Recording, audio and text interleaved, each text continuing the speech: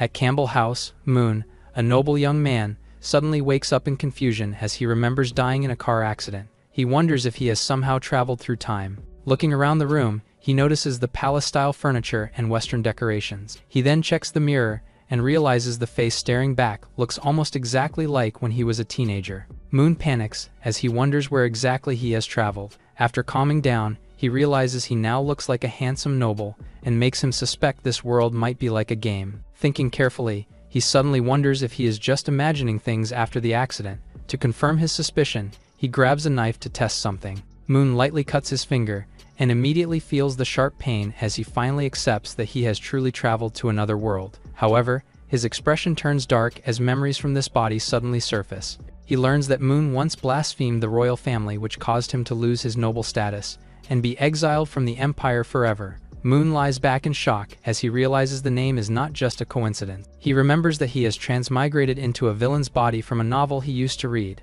The female protagonist is the strongest noble who grows by defeating monsters and demons. Meanwhile, Moon is only a reckless villain who constantly causes trouble and gets in the protagonist's way. Realizing this means he is now that doomed villain himself as he holds his head in frustration. Moon panics as he wonders what he should do. Suddenly, a maid knocks on the door. He tells them to come in, and Anna enters while addressing him politely. She tells him the outfit for tomorrow's banquet has arrived and asks him to try it on. Anna notices something unusual, so she asks if he is injured, but Moon casually explains that he accidentally scratched his skin and asks if she has medicine or a bandage to stop the bleeding. Hearing this, Anna calmly kneels down and says she can handle it, rendering Moon speechless. She gently takes his hand and begins tending to the wound. Moon is shocked after what Anna did. She calmly explains that every drop of his blood is precious and asks him not to hurt himself so easily. He nervously says he will remember that. After finishing, Anna politely excuses herself and leaves the room. After she leaves, Moon is left stunned inside his room. His face turns red, then rolls in his bed as he secretly thinks she is incredibly cute. Meanwhile, Anna suddenly pauses outside the door as she remembers that he actually thanked her. Moon realizes he still has everything most people would envy and recalls that his downfall began when he provoked the female protagonist during his coming-of-age ceremony. Determined to avoid that fate, he decides he must not do anything reckless at the upcoming event. However, he suddenly remembers that Anna sent the dress for tomorrow's ceremony. Then his expression instantly turns stiff. Moon immediately panics and curses out loud. In desperation, he calls out for any kind of help he can think of, wondering if he has any cheats he can use. Left with no other choice, he decides the only solution is to personally apologize to the protagonist during the ceremony and resolve their conflict. Determined to endure whatever humiliation it takes, he convinces himself that a real man must be able to bend when necessary. After making up his mind, Moon decides that he will immediately kneel and apologize to avoid provoking her when he meets the protagonist tomorrow. Just as he prepares himself, something suddenly hits his head and knocks him forward. Looking back in confusion, he notices a strange book lying on the bed. This excites him as the plugin has arrived. Looking at the strange book, he excitedly celebrates that fate may not have abandoned him yet. Determined to change the original ending, he decides to use this chance to control his own destiny. However, when he opens the book, his expression quickly turns confused. To his confusion, Moon discovers the book is completely blank with no words inside. Wondering if there is a special way to activate it, he starts thinking about the world's setting. He pricks his finger and lets a drop of blood fall onto the pages. Suddenly, a strange dark energy begins to appear around it and engulfs Moon as he recoils in shock. He suddenly loses consciousness and finds himself restrained in a dark room. Moon slowly regains awareness. Then Anna suddenly appears and says she has been waiting for him for a long time. Bound in chains and surrounded by pain, he struggles to move as she calmly explains that the suffering is meant to teach him a lesson. Anna then criticizes his cruel and selfish nature, saying he brings pain to others instead of kindness. She adds that she will cleanse him again and again with her love and that they will remain together forever. Terrified, Moon struggles against the chains as she declares that not even death can separate them. He screams in panic as he suddenly wakes up in his room, realizing it was just a dream. However, the lingering pain on his body makes the experience feel far too real. Thinking back, he suspects the book might have shown him some kind of prophetic vision, so he quickly opens it again. To his surprise, a warning suddenly appears on the pages telling him not to change fate. As the dark energy fades, Moon realizes the book is warning him not to change the original fate, or it would lead to a tragic outcome. Looking out the window, he reflects that the original ending was not that terrible, since he at least survived. Then he remembers that the useless second-generation noble eventually became a beggar but convinces himself that his situation will be different.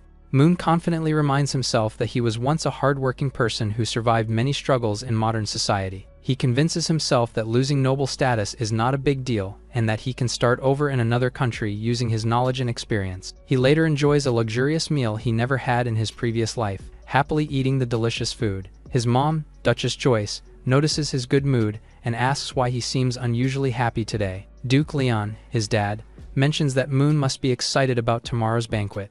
Moon calmly agrees, while Joyce proudly talks about how many noble girls might be charmed by him, but Moon is already engaged. She complains that Princess Celia is too cold and not worthy of their son. Hearing this, Moon simply smiles and questions who Celia is. Then he remembers that she is the Empire's beloved third princess. However, he then bluntly asks if they truly know what kind of person their son really is. He explains that in the original story, his actions would eventually cause the Campbell family to lose their status and disappear from the Empire's noble circle. Realizing the terrible future waiting for them, he quietly decides he cannot accept that ending and must find another way to deal with the coming fate. Moon realizes his exile was caused by his dad's treason during a power struggle, so he decides to remove the Campbell family from the incident. With only one day left before the coming-of-age ceremony, Moon knows he must quickly find a way to resolve the conflict with Celia. He suspects the mansion may hide something related to the plot, so he decides to sneak out later and investigate. Meanwhile, Noel, one of their maids,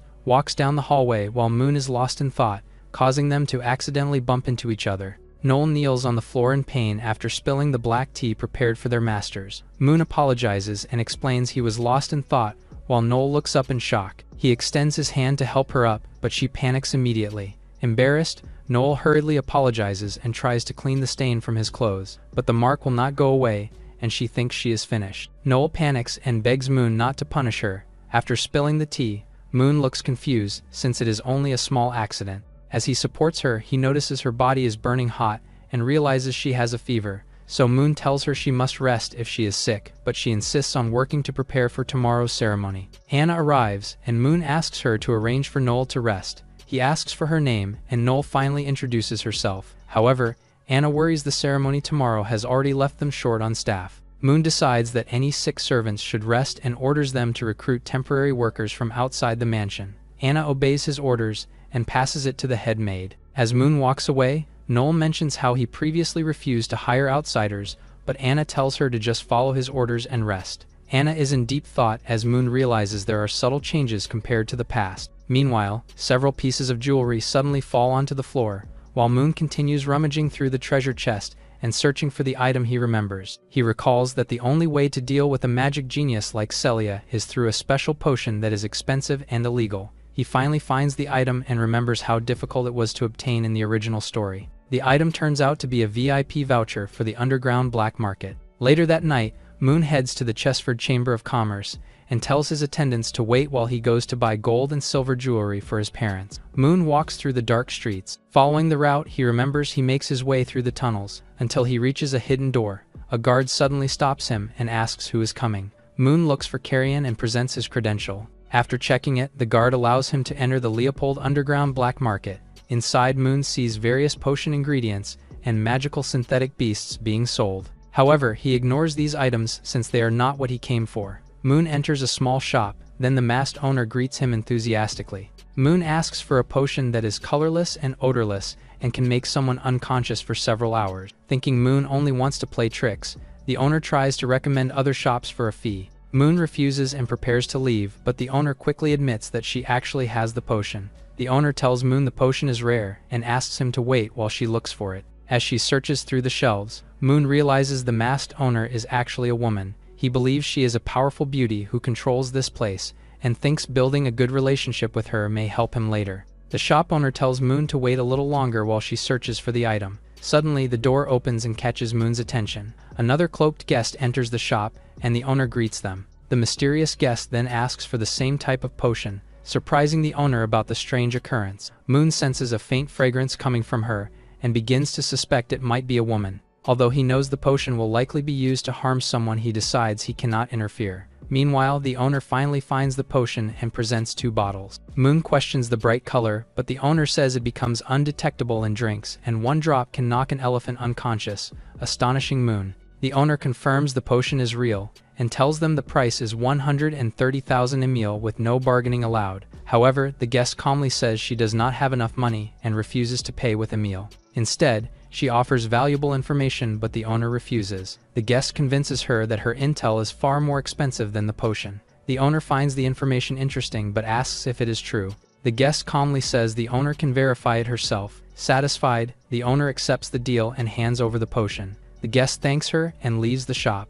Afterward, the owner turns to Moon and asks how he plans to pay, and he simply tells her to swipe his card. She tells Moon to keep the crystal card and gives him another bottle as a small gift, explaining it works better when paired with the red potion. Moon thanks her and then asks about the information the guest mentioned earlier. The owner becomes curious and offers to sell that information to him as well, quoting, "a price of 90,000. The owner raises the price to 900,000, but Moon refuses to buy it. Thinking the black market is too shady and profit-driven, he decides to find a more reliable partner. After that, he leaves the shop while the owner casually bids him goodbye. The owner takes off her mask, revealing it to be Ariel, and wonders who she should sell the information to. Remembering the conflict between the second prince and the Duke's faction, she decides to sell it to both sides and profit from the situation, killing 2 birds with 1 stone. The next night, the banquet begins at Campbell's palace. Marquise, a noble man, introduces his 3rd daughter and asks her to greet Moon, but she becomes flustered and quickly runs away. Her father apologizes for her shyness, while Moon politely says it is fine, already expecting the reaction. He realizes many nobles are watching him with the same expression. He reflects that the original owner of his body had a terrible reputation. His dad then praises Moon for his performance and says he is no longer worried about the ceremony. Moon simply promises to do his best. Everyone falls silent as the host announces the arrival of the 3rd in line to the Leopold Empire. The pure white girl, blessed by the goddess of ice and snow, appears. Celia graces the banquet with her beauty. Moon's dad leaves to receive the other dukes and reminds him not to neglect the princess. Moon approaches Celia and greets her politely. He compliments her beauty and says she looks charming today. Celia thanks him for the compliment, but calmly remarks that such praise is rare coming from him. Moon laughs and says Celia makes him sound like a rude man. She agrees, then Moon politely escorts her to rest until the banquet begins. As she leaves, Moon admits she is beautiful but terrifying, just like the first female led in the original story. Celia quietly senses that he feels different than before. Celia wonders if Moon has become more polite than before. Meanwhile, he overhears nobles gossiping about an illegitimate daughter who defeated her fiancé in a duel and was made Count Bugard's heir. As the crowd whispers about her status, Moon notices a girl entering the hall and realizes she is the true female protagonist of the original story. Ariel enters the hall and greets Moon politely. Moon casually replies that he is doing fine. Suddenly, his servant angrily calls out Ariel's rudeness, but Moon swiftly grabs him and slams him down. Moon politely says he has been doing well lately and thanks Ariel for her concern. Ariel is surprised by his attitude, noticing he did not call her an illegitimate daughter like before. Moon then turns to Lily and leaves her shocked that he knows her name. Moon smiles and notes that he should never forget his guests' names. Suddenly, Ariel slaps Moon's hand and asks what he is up to. She grabs him by the collar, then tells him she only came for his dad's sake and warns him not to have any evil thoughts toward Lily. Ariel leaves with Lily, while Moon sighs and knows her impression of him will not change easily. Moon decides that after tonight their paths will become completely separate. Under the witness of the nobles, he finishes his speech and officially becomes the heir of the Campbell family. Believing everything has gone according to the original story, Moon finally relaxes and thinks the night is over. Moon decides it is finally time to proceed with his real plan. After spotting Celia standing alone, he approaches her and apologizes for leaving the princess unattended earlier. He then politely invites her to dance and compliments her beauty. Celia reluctantly accepts the invitation. As the nobles notice the two beginning to dance, Ariel and Lily also turn their attention toward them. While dancing together, Ariel praises his steps, but he calmly replies that he is still only at a beginner level. Celia notices that he has changed and questions if it is real. Remembering how he once invited a viscount's daughter in the past, Moon awkwardly reacts with embarrassment, while Celia asks if she imitated his rudeness well. Moon apologizes and asks Celia to forget what happened in the past. As the music continues, he quietly asks if she could come to his room afterward, explaining that he wants to discuss their engagement in detail. Moon asks Princess Celia if they can discuss their engagement privately. He says he knows the marriage is only a political arrangement ordered by the king. He adds that canceling it could affect the royal family's credibility, but suggests they work together to end the engagement. Celia agrees that the matter should be discussed between the two of them alone. Moon realizes Celia accepted his suggestion and decides to play along, so the plan continues smoothly. Celia then suddenly asks where his room is and leaves him stunned. She says there is no need to wait for the dance to end and tells him they should go now. Before he can react, she grabs him and drags him away from the hall. Meanwhile, Myron and Risa, assassins dressed as maids, notice them and insult Moon. They decide to act quickly. After arriving at Moon's room, he offers her red wine, but Celia refuses, as she does not drink alcohol at all. Realizing his plan will not work, Moon worries, since the medicine is red and usually mixed with wine. He then asks what she would like instead, and Celia asks for coffee or black tea. Celia looks confused, and Moon explains that due to strict rules at the ceremony, the only drinks available are red wine and black tea. Since she refuses alcohol, he suggests they drink black tea instead. Moon then happily leaves to prepare it. Celia watches him silently, wondering why he looks so cheerful just from making tea. Moon secretly mixes several drops of the potion just in case. Since Celia is a strong magician, she suddenly appears behind him and startles him, but he quickly finishes preparing the drink. He then politely asks her to take a seat, prompting him to sweat and panic. He is relieved when the medicine shows no magical fluctuations and believes he avoided being caught. Suddenly, he notices the spilled potion, prompting him to panic as his original plan to dilute and sell it is completely ruined. Just then, Celia calls for him, and Moon quickly regains his composure. Moon returns and apologizes for the wait. Celia looks at the drink, noticing that the tea is unusually red and seems to glow. Moon quickly claims it is a rare tea his family bought from the east. Celia finds him suspicious and tells Moon to drink first. Moon insists he would never tamper with the drinks, but she says it is proper etiquette for the host to drink first. Celia stops him as he takes a sip and casually switches their cups. Suddenly, she freezes instantly after drinking. Moon calls out to Celia as the drug quickly takes effect. She glares at him and accuses him, but she suddenly collapses onto the floor. Moon watches silently as she loses consciousness. Realizing the medicine worked, he notes that several drops made the effect much stronger than expected. In the original story, the female lead tries to kill him shortly after they both lose consciousness, so he quickly begins preparing the scene. He adjusts Celia's clothes slightly and messes up her appearance to make it look convincing. After struggling with his own outfit, Moon finally manages to take it off. Everything is ready, and all that remains is to wait for the main character to arrive. Moon checks the time. He realizes half an hour has already passed, but Ariel still has not appeared. He starts to feel uneasy and wonders what went wrong. Thinking back, he recalls that she should have had her clothes stained by an ill maid. She would go to the bathroom to clean them, then she would catch Moon and the princess. He suddenly pauses after realizing that the sick maid was supposed to be Noel. Moon starts to panic, since he asked Noel to rest, thinking that the original storyline will change as the princess is unconscious. Celia suddenly awakens, as Moon calls it a serious problem. He realizes Celia has already been affected, but he doesn't know she is already trying to get up. He then notices the temperature suddenly drops, and before he can react, Celia releases a burst of icy power that freezes the surroundings. Celia suddenly grabs him as the freezing aura spreads. He tries to explain, but she moves closer, and she feels her body heating up. Moon panics and says this state is not normal, and tells her to wait as he tries to call a doctor. The ice spreads as Celia presses him down and grabs onto him. He calls out to her and tries to wake her. He silently calls for Ariel to save him, but Celia stops him and acts on instinct. Meanwhile, Ariel brushes the stain from her clothes, complaining how careless Lily is for getting the cake on her. She senses something, then looks around before calling out to see who is there. As she moves forward, a maid stops her. Anna appears and politely tells her the area ahead is restricted. When Ariel asks why, Anna refuses to explain and tells her to turn back. She suddenly notices Ariel's clothes are dirty and offers to help. Anna uses magic to clean her instantly. Ariel is surprised that even the maids here can use magic. Anna then reminds her that a limited amount of cake will be served at the banquet. Exciting Ariel, she thanks Anna and leaves to get the cake. The maid watches her go before turning away. Ariel briefly recalls how strange Anna is and senses another person hiding but dismisses them. She also comments that Celia is already a grown-up.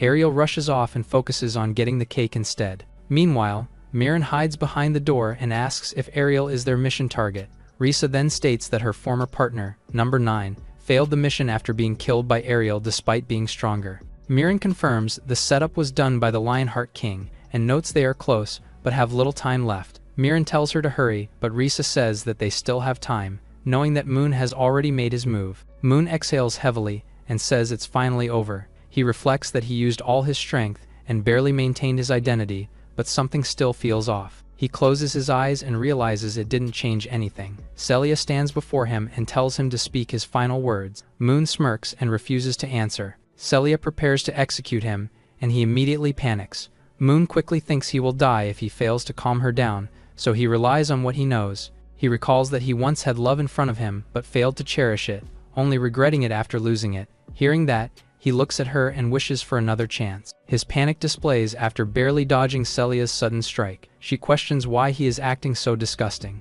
He tries to justify himself and says it could still count as sincerity since they never went that far before. She immediately rejects that idea and calls his actions dirty and vulgar. She replies that he could face her openly and prove his worth with strength and sincerity. Celia looks conflicted as she notes that Moon chose a shameless method instead. He tries to explain, but she cuts him off and forces him to kneel. A sudden noise catches their attention, and the atmosphere turns tense. She grabs him and demands to ask the people outside to leave, but he insists the room is soundproof. She clicks her tongue in frustration, then finally decides to spare him for now and orders him to get dressed and open the door. He realizes the situation is serious and thinks there are only a few options left, but all of them lead to a dead end. He sarcastically expects Ariel to arrive, but he looks confused when someone calls out to him, then turns to see Miran bringing food. He tells her to place the food on the table while she responds obediently. He then pauses and realizes he has never seen her before. She calmly explains that she was only recently selected into the Duke's mansion and is helping with the banquet. But in the next moment, Miran attacks suddenly and he shouts that it's an assassin. Moon suddenly realizes the attack is not aimed at him and immediately calls out to Celia. Miran appears in front of Celia and strikes, but a powerful clash erupts as the attack collides with Celia's defense. Moon is blown back by the impact and winces from the shock. He calls out to Celia as the fight continues right in front of him. Miran clashes with Celia at close range, but she holds her ground and pushes back. She coldly asks if her brother sent them, but Miran calmly refuses to answer and states that the information is confidential. Golden magic circles form above, and declares that this will be her end. A massive explosion erupts inside the room. Miran retreats strategically and realizes even skilled mages would struggle against it. Her reaction changes after hearing Celia chanting. She pierces through the battlefield in a flash and strikes directly at the assassin. She keeps her focus on the fight while he realizes the situation is getting out of control. He rushes to the door as he tries to escape, but finds it completely locked. He tries to force it open, but the impact throws him back. He quickly understands the door was tampered with, and suspects Miran is behind it. Moon pauses as a realization hits him. He recalls his own order to bring in outside servants for the event, and realizes the enemy may have been watching the entire time. Another impact shakes the room and snaps him back. He steadies himself and admits that all he can do now is rely on Celia. Moon realizes the target is clearly Celia. He watches her dominate the fight but questions if this outcome is really safe. He considers that no one would even know what happened if she dies here. The assassin acknowledges her strength while observing her closely. Celia stays calm and analyzes the fight, and concludes the opponent is relying on pure skill and movement. Miran admits she saw through the magic and confirms the rumors about Celia's strength. The princess calmly demands to know who sent her and offers to spare her life. The assassin laughs and refuses, saying she should not waste time talking. She then reveals that her goal is to stall for time. In the next moment, a sudden strike lands, as the situation takes a dangerous turn. The room is suddenly sealed by a powerful barrier as Risa struggles to maintain it.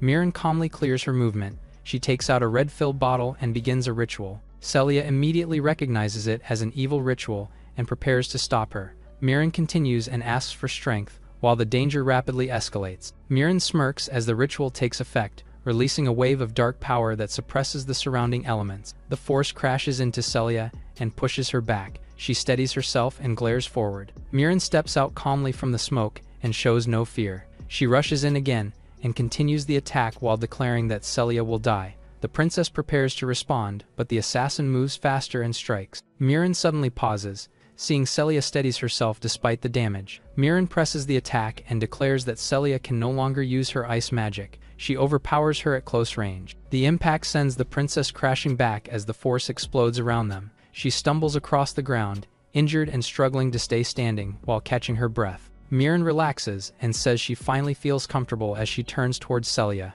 She then charges in with a grin and aims for her head. A sudden strike cuts across, but before she can finish it, Moon rushes in and blocks her attack. He pulls Celia back into his arms and stops the fatal blow at the last moment, shocking the assassin. Celia looks at him in shock and asks why he did it.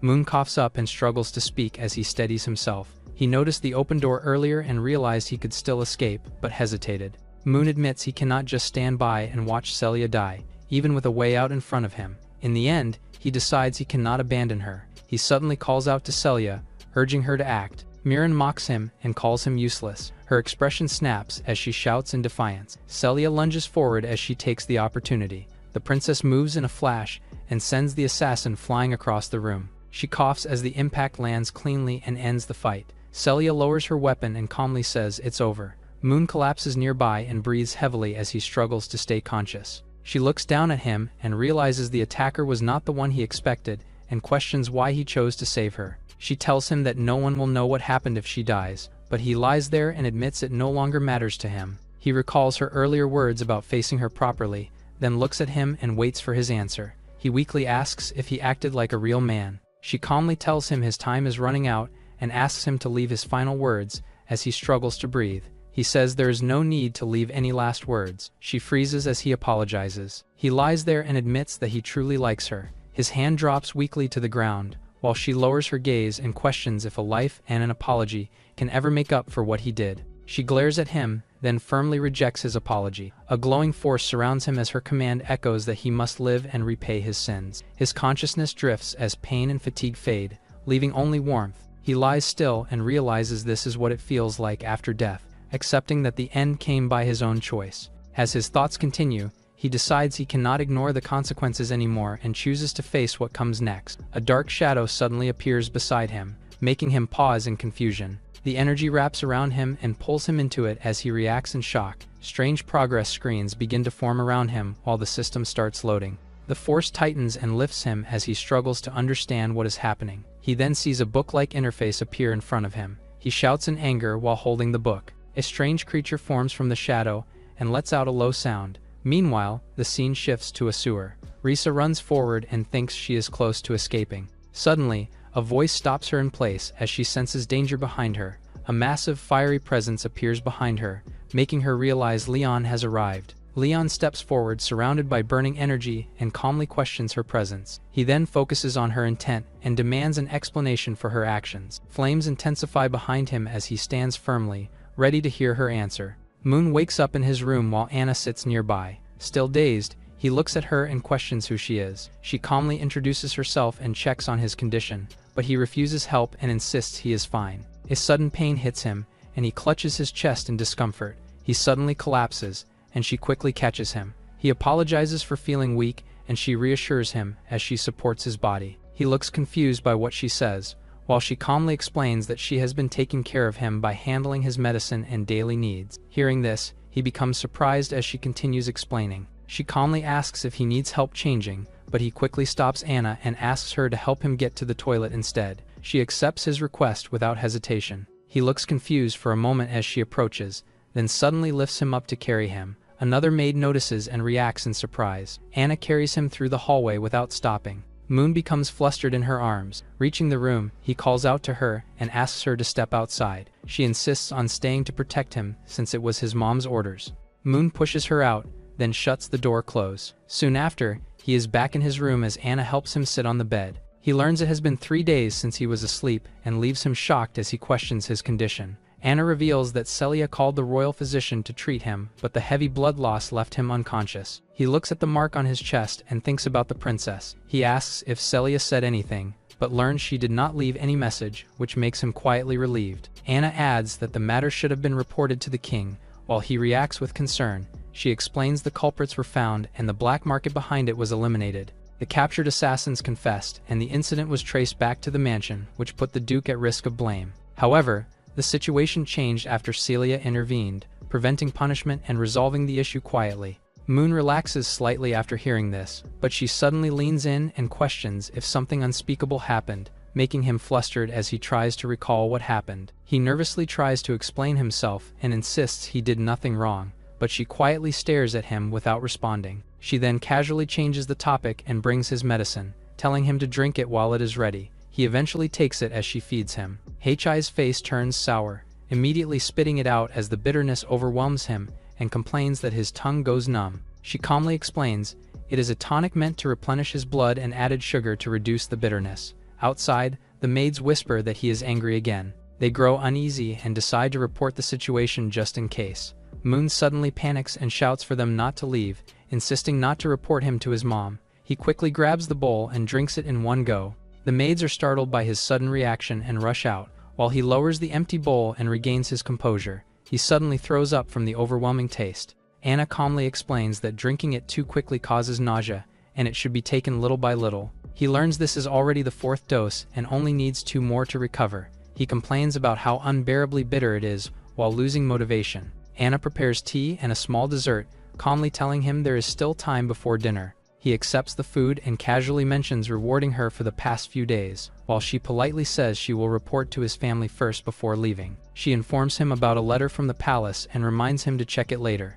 He pauses, then a thought crosses his mind and calls her back. He questions how he can still eat sweets despite being weak, and yet struggles with the bitter medicine. She pauses for a moment, while he explains that he is just a little curious to know. Anna admits she added a lot of sugar, and reveals she fed it to him directly. He slowly processes her words, then freezes as he realizes what that means. A brief image flashes in his mind of her feeding him. He suddenly raises his voice as Anna walks down the hallway. He starts rambling to himself while blushing, until something crosses his mind. An image of him and Celia flash in his mind as he realizes it was his first time, and he jolts upright in shock after realizing something. He opens the letter from the palace and reads its strange message, then exhales in relief as he realizes Celia has no intention of exposing him for now. He quietly notes that the worst outcome has been avoided. Later that evening, the scene shifts during mealtime. He is reunited with his mother as Joyce breaks down, hugging him tightly after learning how badly he was injured. She checks his condition while still emotional,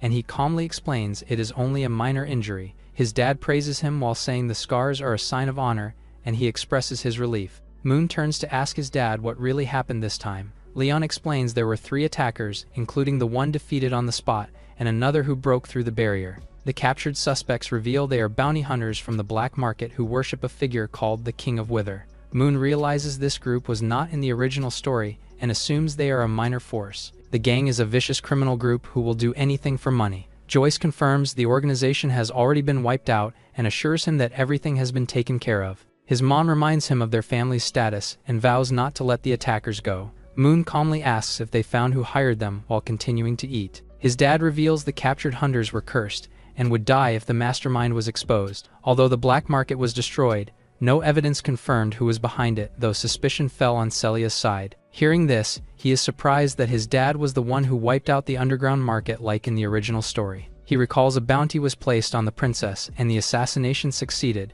which led the king to purge the underground world. The massacre lasted for months and turned the sewers red in what became known as the Blood River Incident. He realizes the event happened early, and with the black market gone, the princess may survive and the tragedy may never occur. He remembers that incident was a major turning point involving Ariel and a large-scale clash between royal forces and the underground. After overcoming multiple crises, her strength steadily improves while he notes that the original turning point may no longer happen. Moon realizes that giving Noel just 2 days off already caused a chain reaction. Although everyone tells him to rest, he refuses and realizes the story has already diverged. He understands the original plot can no longer guide him, so his survival now depends entirely on himself. Moon begins setting clear goals to survive. He then thinks carefully, considering that the attacker's identity is still uncertain, and decides to stay cautious while preparing for what comes next. He reminds himself not to trust the Black Book and realizes the real cause behind the events is still unknown, leaving him frustrated by the lack of information. He quickly stops overthinking and decides to focus on what he can control. He sets getting stronger as his top priority, knowing his current abilities are far behind the main cast. He recalls that despite years of study, he only knows a basic spell, which makes his situation even worse. Moon realizes his current strength is low and far from even the higher ranks. He understands that even pushing himself won't help much, since people like Ariel and Celia are completely different. He thinks about how Celia was gifted with control over ice and snow. He then considers Ariel, who holds multiple divine blessings and overwhelming combat power. He admits that even against ordinary opponents, he still stands no chance at his current level. Moon analyzes his situation, realizing he must quickly reach a level where he can protect himself even against Ariel. He notes that although the enemies are powerful, the recent incident also awakened a new ability within him. He decides to rely on the black book, preparing to use it as his next move. The book crashes violently into him, triggering him to scream in pain. He scolds it and fears he might not be capable in the future. Moon steadies himself and looks at the book as it begins reacting,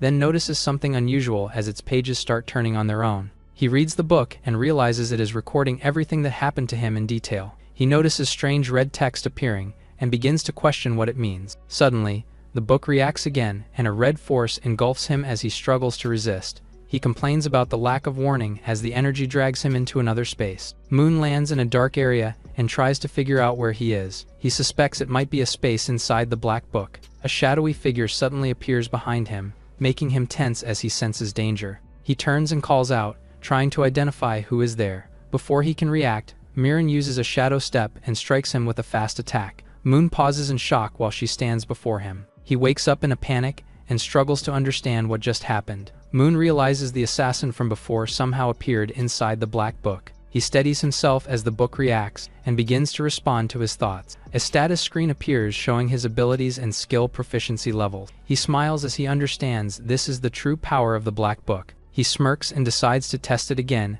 as he realizes this ability could become his strongest advantage. Late at night in the mansion, Moon lies on his bed and catches his breath as he realizes he barely made it out. He checks a pocket watch and notes that time flows the same, realizing he only lasted 3 seconds. He then picks up a book and checks his proficiency, confirming his stats and skills are low as he calmly accepts that it is exactly as he expected. Moon realizes that any skill used by an enemy gets recorded and allows him to gain proficiency by fighting their shadow inside the illusion. He recalls the swift footwork and precise combat moves of Mirin. He realizes the potential of this advantage and grows confident that with such a cheat, he no longer needs to fear the protagonist. He suddenly reacts as the book hits him. Moon enters the illusion again and is immediately struck by Mirin. He tries to endure as the assassin follows up with swift movements and continuous strikes. He struggles to keep up and gets pushed back again. Meanwhile, Anna arrives at the door and calls for him while holding a tray. She enters the room and gently reminds him it is time to take his medicine,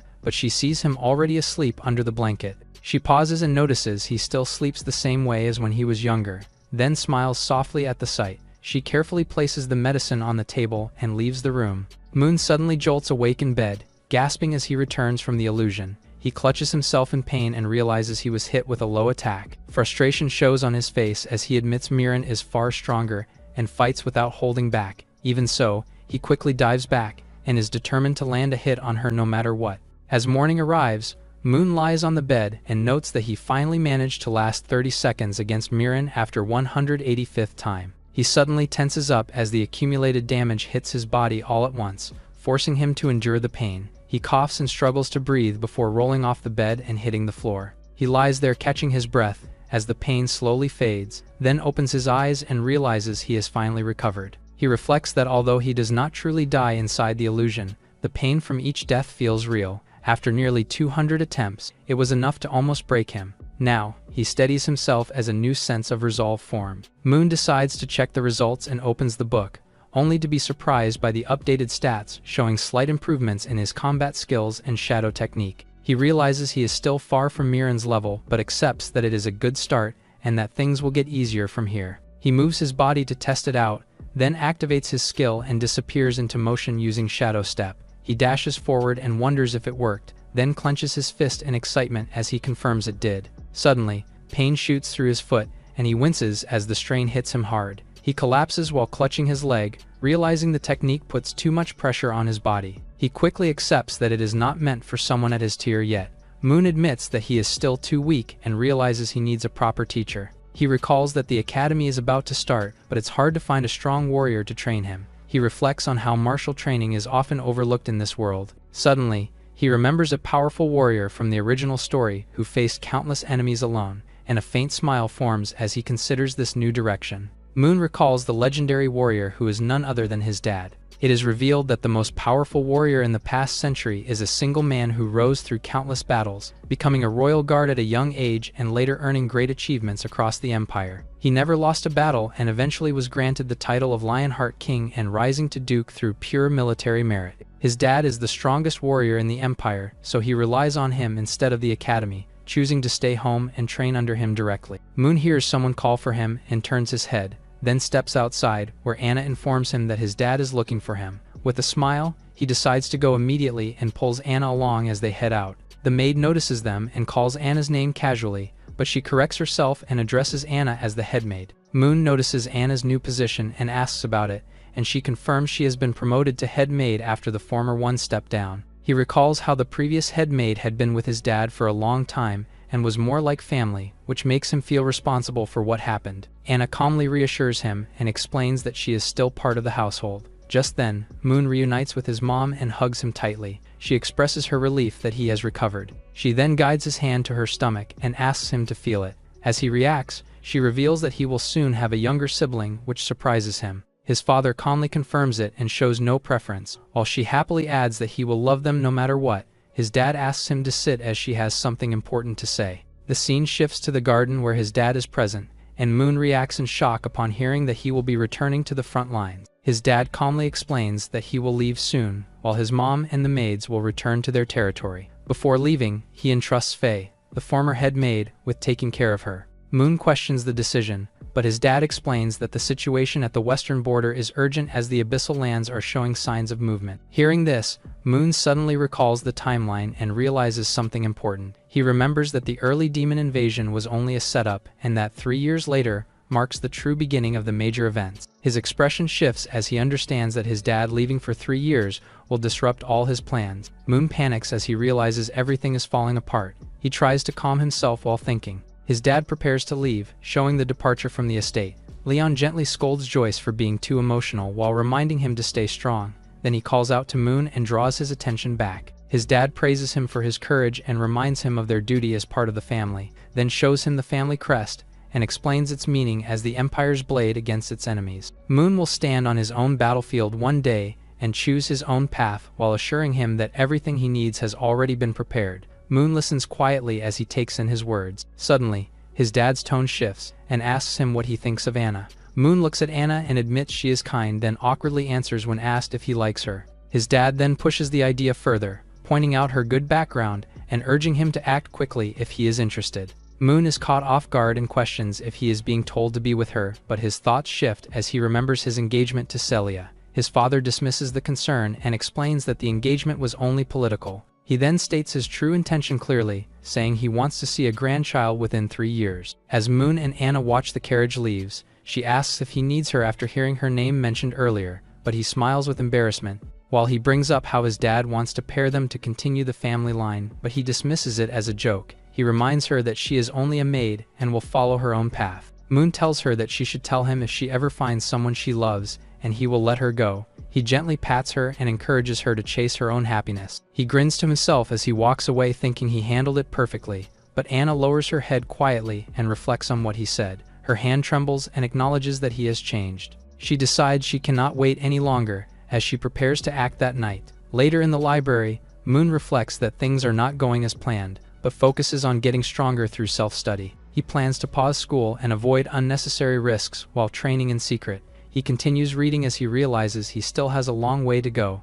Moon decides to confirm the book's ability again, then opens it as dark energy flows around him. The information is absorbed instantly and allows him to grasp multiple techniques without memorizing them manually. Realizing its efficiency, he grows confident in this method and continues using it to train. Meanwhile, Anna quietly enters the room carrying a tray. She approaches and asks if he is still reading. He notices that she brought a midnight snack. Moon points out how much responsibility she carries while taking care of the mansion, but she simply accepts it as her duty. Anna then offers him a bottle of wine, but he declines since he still needs to study and does not want to lose focus. She asks what he wants to drink, and he chooses coffee to stay awake, but she explains that due to an issue, only wine and black tea are available. He listens and considers it, then realizes something about her explanation feels familiar. In the end, he accepts the black tea as a substitute while staying focused on his study. He drinks the tea without suspicion, but moments later his vision distorts as pain hits. Realizing something is wrong, he looks at her in shock as his body weakens. He calls out her name while collapsing,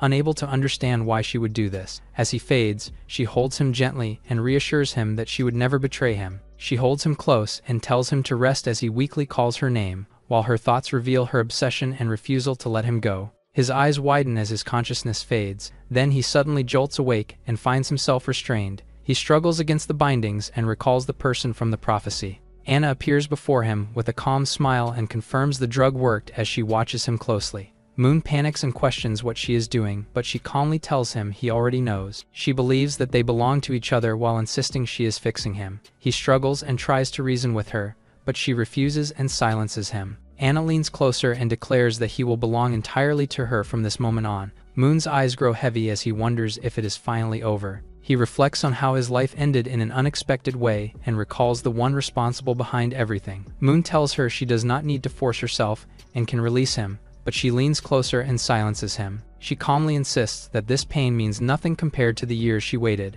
She reminds him that she has always protected and guided him. In the end, she declares that everything she has done was to keep him by her side, refusing to let him leave no matter what. Moon reflects on how everything led to this point and realizes that despite avoiding past dangers, he is still destined to die at her hands. He clenches his fist and tries to find a way out. As he struggles, she notices the movement and questions him, while he quickly hides his intent. Anna says she still needs to manage the manor to avoid suspicion. She adds that since he now belongs to her, the others are no longer necessary. He reacts in shock and quickly tells her to stop. She pauses and turns back to him. She then asks if there is another maid in the manor that he likes, such as Noel, but he insists that there is none. Moon hesitates while watching her, but she suddenly laughs and says she was only joking. She assures him that as long as he behaves, she will not harm anyone in the manor. Taking the chance, he asks her to unlock the restraints first. She agrees and begins removing the shackles, but warns him not to try anything as she keeps a close eye on him. Anna explains that the room is a sealed space she built in secret, with a special lock and a single key. She assures him no one will suspect anything since she already arranged a cover story, promising to bring him meals regularly, and everything else will remain the same. As she leans closer, he reacts weakly, and she calmly notes his quick recovery before saying she has to leave for now. She leaves the room and tells him to stay put while she is away. He immediately calls out for his clothes, but she ignores him as she locks the door. Left alone, he starts thinking through every possibility and wonders if he is truly meant to remain trapped like this. He steadies himself and realizes that no matter the situation, he still needs to try and find a way to escape. Moon immediately tries to break free and slams his body against the door. However, the force rebounds and throws him back. He realizes the shackles are far stronger than expected and quickly understands the room is reinforced with solid steel. He lies still until the black energy roams in the ceiling. He notices the black book reacts and realizes its power can affect even solid metal, confirming it is far beyond normal magic. Thinking quickly, he calms himself and decides to use the training space again instead of panicking. As he prepares, he recalls something from what he read before and starts flipping through the pages.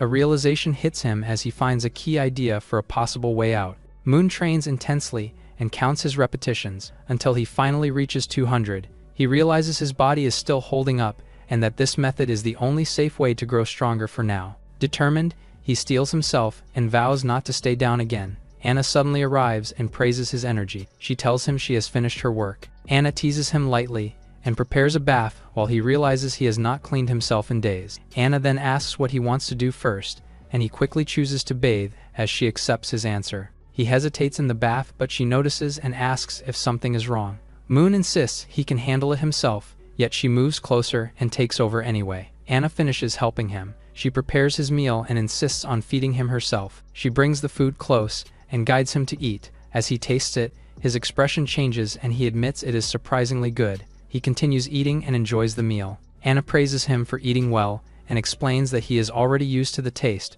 while he grows curious about what kind of meat it is. She calmly reveals its origin, leaving him stunned as he repeats it in disbelief. She then casually explains more about the creature it came from, while he freezes in shock at the realization. He immediately spits it out in shock as she calmly explains she has been feeding him similar meals for a long time. He reacts in disbelief and struggles to accept it while she continues speaking as if it is normal. Unable to hold back anymore, he bursts out in frustration and protests about being trapped and forced to eat this kind of food. He points at her and demands to be released, Unable to endure the situation any longer, Moon prepares to act but suddenly weakens again. Anna holds him and explains she understands his anger but refuses to let him go no matter what. She gently tells him to rest and leave everything to her. While the night stretches on outside, Moon lies back on his bed, exhausted. Anna notices he is awake, then calmly adjusts herself while speaking. She admits she pushed him too far before and says she will ease up this time. She checks on him and asks if he feels any discomfort,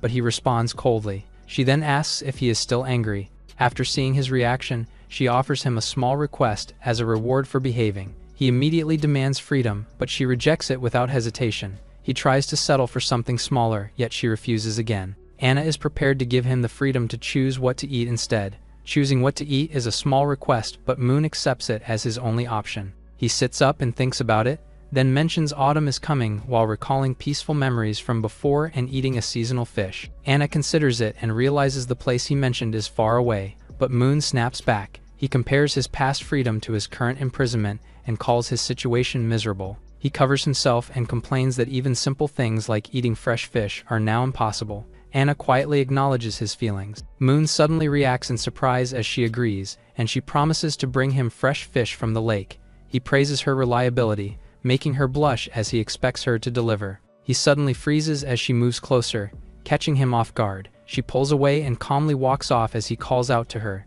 then informs him the trip will take time and asks him to wait before leaving. Anna walks away down the corridor while holding back her emotions. She smiles to herself and hurries off as she is already planning to get what he asked for. Moon relaxes and notes he finally has a moment to think after everything. He brings out the black book again, preparing to use it for his next move. He smirks and decides to create a trial space using the black book before she returns. He activates it as dark energy surges around him as he prepares to push his limits. At the border of the lake, a storm happens and lightning strikes. A guard warns Anna that the area is dangerous and tells her not to approach, but she questions it without hesitation. He tries to stop her, yet she remains calm and focused. Anna suddenly strikes and cuts down the man in front of her without hesitation. She warns him not to touch her again, and makes it clear she will not hold back next time. She demands to know what is happening at the lake and forces him to speak.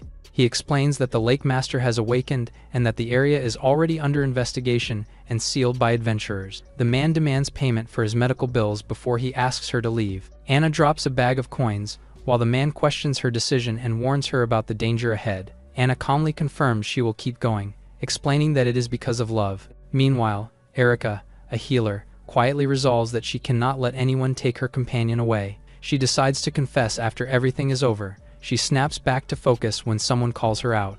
Rod, a warrior, urges for immediate healing while holding the line, and she quickly responds and begins casting as green energy gathers around her. Tia, a magician, warns them that the monster is coming. A massive explosion erupts from the water, while the lake's master finally reveals itself. The monster surges forward as the group braces in shock. Rod steps in and raises his guard while activating a defensive skill. A burst of power collides with the incoming attack and holds it back. He shouts for magic support, while Erica quickly prepares to cast. She raises her hand as ice energy gathers around her body. However, she pauses when an explosive magic bursts, engulfing the creature in flames. As it reels from the hit, Tia calls out and signals Rod to move. He charges forward through the opening and launches himself straight at the target. He brings his weapon down with full force as the attack pierces through the creature. A final explosion erupts as it collapses under the combined strike. He steadies himself while catching his breath, confirming the fight is over. He then smiles in relief and praises Tia.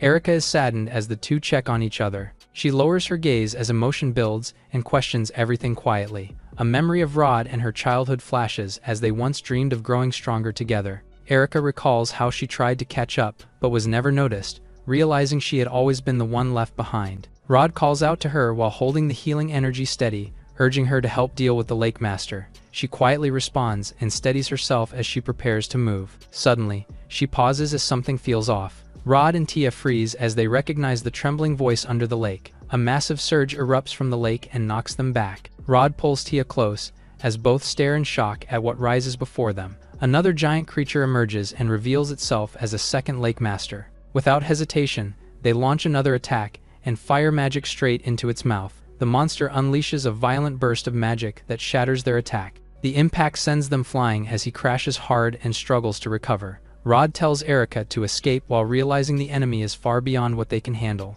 Despite that, he he insists on staying behind to protect Tia. Rod grips his weapon and declares he will fight even if it costs his life. Erika freezes in shock as he resolves to stay. Rod suddenly calls out Tia as the distance between them grows. Nearby, Anna observes and recognizes the creature as a monarch-class beast. She then decides that obtaining something stronger for Moon will be easy given the situation. The monster gathers a surge of red lightning into a blazing core. It expands into a spinning ring of power while Rod braces himself and grips Tia's body. Anna calmly raises her hand and signals to restrain the situation. In the next moment, the energy crashes down in a violent strike and erupts on impact. Rod groans as flames burn across his face. He opens his eyes and turns back in shock. The massive creature falls after the strike. Erika realizes the Lake Master's attack was blocked and looks stunned. Anna approaches her and asks if she is okay. Anna steps forward and prepares to handle the monster herself. She raises her hand and activates her power as dark, liquid-like energy spreads around her. Erika watches in shock as the solid iron shifts and flows like liquid. The monster reacts as the dark energy wraps and tightens around it. Anna then walks forward steadily as the creature is restrained under her control. Dark energy surges forward as Anna declares the monster's fate. She moves instantly and releases a sharp crimson slash that cuts through the monster. The attack lands in one clean strike, and the creature is split apart. Rod watches in shock as the monarch-class beast is taken down in an instant. Erika rushes to him in concern as he steadies himself and confirms he is all right. Rod reassures her that his injuries are minor as he holds Tia close. He then asks Erika if he can speak with Anna while she looks confused by the request. Rod explains that Anna has not left yet and considers approaching her after seeing her strength. Nearby, Anna quietly handles the aftermath as she picks up the fish. She pauses and reflects on her mistake before turning to head back. Erika warns that one of the first Anna caught is highly toxic and points out which ones are safe. Erika shares her knowledge about the lake, and Anna then asks how to prepare them. After some time, Anna writes down the steps and thanks Erika for the guidance. Erika then asks if she came here for someone special, and Anna quietly confirms it.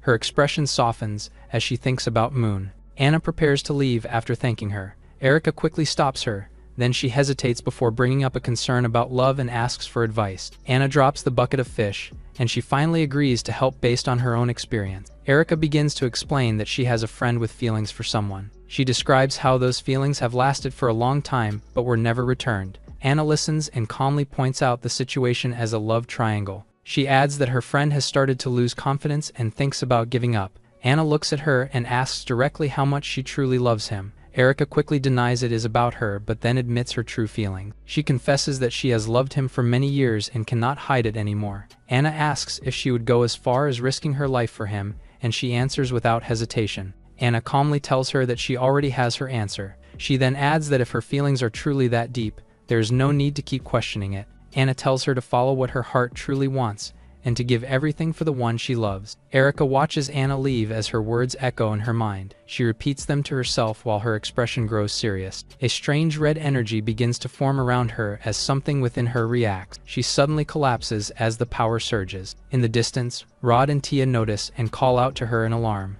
A dark voice begins to whisper and feeds into her thoughts. Her expression changes as anger and jealousy take over while the energy burns around her. The voice continues to guide her and pushes her to follow her deepest desires. She stands up as the power spreads across her body and takes control. The voice offers her strength and fills her with overwhelming energy. Rod checks on Erika after seeing her collapse. She quickly reassures him and brushes it off as exhaustion. Rod reflects on the situation and realizes how much Anna helped them. Tia suddenly notices something strange, and they both look at Erika as a red glow begins to form on her chest. Erika explains it is just a burn from the earlier attack. Rod lifts Tia without hesitation and carries her despite her protest. She tries to push him away but he refuses and keeps moving forward. Behind them, Erika's eyes begin to glow red as the dark energy resurfaces. The next day at the mansion, Moon rests in bed while the room stays quiet. Anna enters and calmly announces her return. He immediately wakes and rushes toward her with excitement. She stops him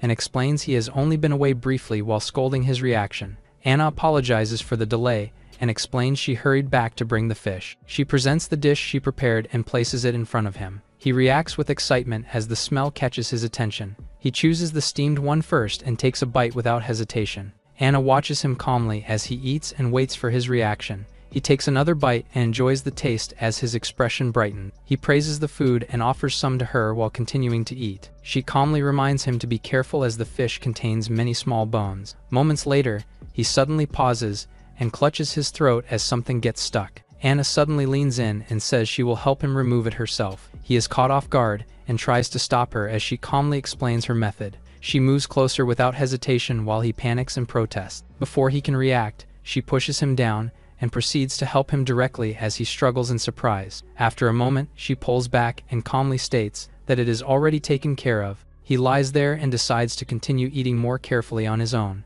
Anna watches him quietly with a faint smile. After he is done, he lies back while Anna proposes an activity to him. He clarifies what she meant until she brings up about the air that his dad mentioned before. He suddenly stops her and insists it is not the right time. She looks confused and asks for the reason. He explains that they are both tired and not in good condition. After everything that happened, she pauses and then understands his concern. After thinking it through, she agrees to wait and suggests continuing later instead. Instead, she reports that on her way back she passed through a well-known city famous for its craftsmanship. She then reveals she bought something specifically for him. As she mentions the material and design, he imagines the outfit and reveals it is a black silk costume. He freezes for a moment, then he quickly denies any interest and tries to brush it off. She calmly points out that he already showed interest in similar things before and reminds him of what he keeps hidden. She adds that she has been wearing black stockings because of him. He is left speechless as he processes her words. After a brief pause, Moon ends up agreeing instead. Anna smiles with satisfaction as she watches his reaction. She tells him she will take care of her duties and leaves the room for the night, while Moon watches her go. After she leaves, his expression changes as he starts thinking carefully. He recalls what he has prepared and notes that everything is finally in place. He checks the timing and realizes he still has enough time before she returns. He then quietly goes to the door. Moon reaches the door and begins unlocking it with a tool. He activates his skill and focuses as the mechanism starts responding. The lock reveals a complex structure as multiple pins align. The strain suddenly hits him and forces him back as he realizes how difficult it is. Moon stares at the lock in shock as he understands just how many layers it has. He studies the mechanism and carefully recalls how the lock works. He realizes each pin must be aligned perfectly or everything resets. He also understands the tool he is using is fragile and could break if he makes a mistake. He tightens his focus as he prepares for another attempt. He knows this is his only chance and cannot afford to fail. He tries again and carefully adjusts each pin. Sweat builds as he keeps repeating the process. Moon pushes through and manages to align most of them, but the pressure overwhelms him. Moon can't help but praise the person responsible for the lock. He steadies himself and checks the time as the pressure builds. He realizes he has only one chance left with the final piece in his hand. After recalling what he learned, he regains his focus and prepares for one last attempt. With determination, he activates his skill again and pushes his power to the limit. In the kitchen, the maids continue preparing the meal as the soup finishes cooking. Noel takes a sip, and her expression brightens as she enjoys the rich flavor. Anna explains the meal is prepared earlier than usual with Noel's help, making it even better than before. Noel suddenly points out that Anna has more free time since their masters are away. She points out that someone has been secretly setting aside food after cooking over the past few days. Noel suddenly reacts as if she figured something out. She guesses that Anna keeps a pet secretly inside the mansion. Noel explains that Moon dislikes small animals, which is why none are allowed inside. She then concludes that keeping a pet would break the rules, and Anna must keep it a secret. Anna asks her to keep the secret, and Noel calmly agrees. She eagerly asks to see the pet, but Anna refuses, and explains it is still shy around strangers. She reassures her, and praises her effort, then turns away as she prepares to leave. After that, Anna walks off alone while thinking about how things could have turned out much worse. She then recalls what was said earlier as she continues moving forward. Moon still tries to escape, while Anna thinks about him being trapped for too long. She reflects calmly on her condition while keeping her thoughts composed. Moon struggles and is clearly exhausted. Anna considers that getting a small animal might help ease his loneliness. She then smiles to herself and decides it would be better to ask him directly. Anna suddenly pauses in shock. She steps forward slowly after seeing the door open. At the same time, Moon finally escapes into the sewer and stumbles forward while following the direction of the wind. He suddenly hits something and reacts in pain as the path ahead is blocked by debris. He looks ahead and realizes he cannot move forward because the passage is completely clogged. Moon recalls the memories and realizes he is already far enough from the cell to be safe. He then forms a glowing light in his hand. He tests it and confirms it can help him navigate and escape faster. Suddenly, a knife strikes from the side and catches him off guard, freezing him in shock. Anna steps into the sewer as dark energy spreads around her. She then appears before him with a cold expression and declares that she has finally found him. Anna rushes forward through the water as dark energy surrounds her. Moon turns in shock as he recognizes her and freezes for a moment. He quickly moves back while thinking about how he just escaped. He grits his teeth and prepares himself as he refuses to give up. Moon uses Shadow Step without hesitation. Anna calmly tells him to stop, while she throws sharp projectiles at high speed toward him. They strike around him in rapid succession, forcing him to dodge while he cries out.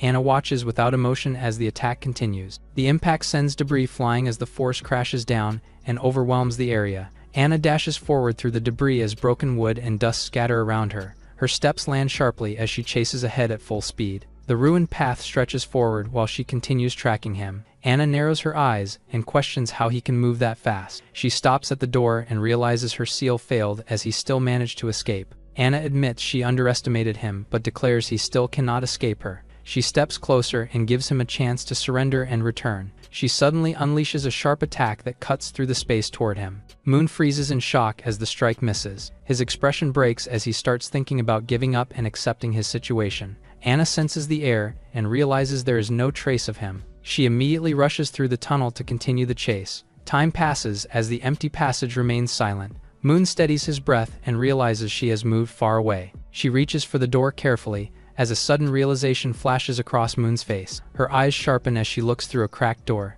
Then she releases a wave of dark energy. Her steps echo as the energy settles around her. Anna admits her assumption was wrong and that he has already escaped far away. She turns and moves forward to find him as quickly as possible. Moon thinks it would be dangerous if the others find out while trying to calm himself. A sudden noise startles him as the book slams his head. He flinches and stumbles forward in panic. He realizes she has doubled back and nearly caught him off guard.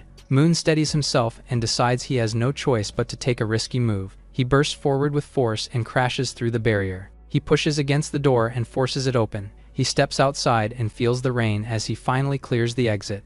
Moon looks up in disbelief as he realizes he is free. He spreads his arms under the rain and celebrates. Moon covers his mouth and realizes how close he came to being caught. He realizes there is no time to celebrate as he starts running through the rain. 2 days later on the plains, Moon lies on the grass after escaping the capital's reach. He relaxes under the sun as fatigue sets in and considers getting some sleep, but he decides not to lower his guard yet. He then thinks about his options and concludes, the academy is the closer path to fully escape. Moon walks along the river, with his mind clearer and decides to move without stopping. Suddenly, voices call out, and he turns to see 3 men blocking an adventurer's path. The bandits mock and demand that the person hands over everything she has. The adventurer turns out to be Erica and warns them about the consequences of robbing her. The bandit leader mocks her and points out they cannot sense any combat aura. Erica questions their actions and warns that a passing hero might stop them. They burst into laughter and dismiss the idea. The leader steps forward and proudly calls themselves professional bandits. The others spread out and signal they already have a plan and a clear escape route. They position themselves and coordinate carefully as they lock in. The leader notices her movement and warns her to stop trying to create distance to cast a spell. Erica grips her weapon and hesitates as he threatens to strike if she moves again. The leader confidently claims no one will come to help since they already secured the area. Suddenly, Moon interrupts the professional bandits. Moon rises from the water and confuses them at first. He steps forward and calls them out for ganging up on Erica, telling them to face him instead. The leader suddenly agrees without hesitation, catching him off guard. He then lets her go despite her confusion. Moon quickly panics and tries to explain he has no money while offering future payment instead. The leader smirks and says he is not after money, then suddenly changes the plan and targets him instead. Moon freezes in shock as he tries to process the situation. He backs away in panic while shouting in confusion. The men move in as Erica steadies herself and prepares her staff. She gathers energy and begins casting as flames start forming around her. Erica releases the spell and a massive explosion engulfs the bandits. Their screams are swallowed by the fire as the attack finishes them instantly. Moon stares in shock at the overwhelming power. Erica lowers her staff and calmly says the threat has been handled. She thanks him for drawing their attention while she prepared the attack. Erica looks at him with confusion and calls out his behavior, but he tries to explain himself. He then introduces himself and reaches out politely. She introduces herself and says she used to be an adventurer and shyly reveals she just got married. He congratulates her sincerely and she thanks him until Moon's stomach growls suddenly. Erika asks if he is hungry, and he admits he has not eaten for 2 days. She invites him to come with her. Erika explains she bought groceries to thank him and offers him clothes, so he does not stay exposed. He reacts with excitement while she calmly downplays it as something simple. As they walk together, he praises her warmly and she lightly accepts it while telling him he can praise her more. Moon asks why she came to such a dangerous place so soon after getting married. Erika explains she went to town to handle matters related to her husband's work and bought groceries on the way. He assumes her husband is also an adventurer, and she confirms it while saying they are temporarily stepping away and must report back to the guild. She then asks if he wants fish for dinner, and he excitedly agrees. A sudden voice echoes in his mind. This makes him pause in confusion, and she asks if something is wrong, but he says it is nothing and blames it on hunger. They finally arrive toward a quiet place at sunset where Erika stays. He comments on the size of the house, but she explains it belongs to the village chief and they are only staying there. As they walk inside, he says he has something to ask. He notices how quiet the village is and that no one is around. He also points out that the doors are left open and questions if that is safe. She calmly explains that everyone is busy, then asks if he knows about Lake Baipur, and he quickly says he does. She explains the village depends on the nearby lake for fishing since the land cannot support farming. She adds that her husband handles protection and transport while she stays behind to watch over the village. He listens and realizes why the place felt empty on the way. For a moment, a strange unease crosses his mind. She then invites him inside and he follows her in. Moon feels a strange unease, but he questions if it is just his imagination. Inside, Erika gives him clothes and tells him to wash up while she prepares dinner. He then carefully checks the water for anything unusual. Finding nothing wrong, he drinks it but still feels that something is off. After eating, Moon finishes the meal and praises Erika's cooking. She thanks him but points out he does not seem ordinary. He then reveals his identity. She reacts in surprise as he explains he is being hunted and asks for her help to arrange transport and send a message, while hoping to stay there for a while. Erika laughs lightly and downplays his request, thinking it is nothing serious. He raises the reward and tries to convince her, but she still does not take it seriously at first. He insists and clarifies that everything he said is true, making her finally understand. She then agrees to let him stay for the night and offers him a room. He confirms her answer as she calmly accepts. Erika accepts the reward and agrees to let him stay for the night. She leads him inside and shows him around while explaining the layout. She tells him where to wash up and warns him not to wander or open any doors without permission. She specifically points out a door at the back and tells him not to open it. She explains it is used for storing prepared meat and that opening it would spread a strong smell. He agrees to follow her instructions, and she leaves him to rest. Moon thanks her and says good night as he leaves things to her. She responds calmly and watches him go.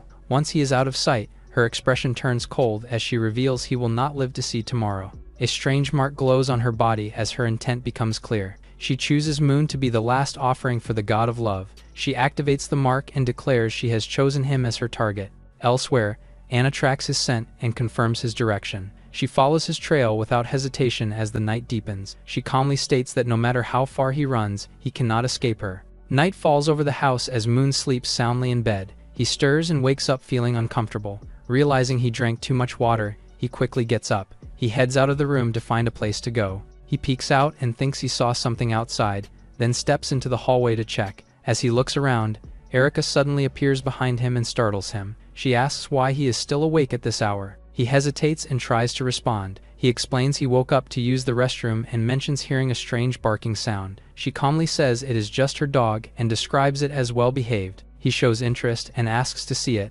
but she refuses and says it is shy around strangers. He accepts her answer and decides to head to the restroom instead. Erika points him toward the toilet near the well and reminds him not to go the wrong way. Her expression darkens after he leaves. Outside, he reaches the toilet and reacts to the strong smell. As he looks around, his expression shifts as he begins to sense something unusual again. Moon walks outside and follows the sound, realizing it is not normal barking. He notices a crack and decides to take a quick look inside. Peeking through, he sees Rod chained up and being kept like an animal. Rod struggles weakly as Erika tells him to stay quiet and wait. Realizing the truth, Moon is left in shock at what he just discovered. A sudden noise alerts her, and she immediately turns toward the source. Erika calls out while tightening her grip and stepping outside to check. She looks around carefully but finds no one there. After a brief pause, she narrows her eyes as suspicion lingers.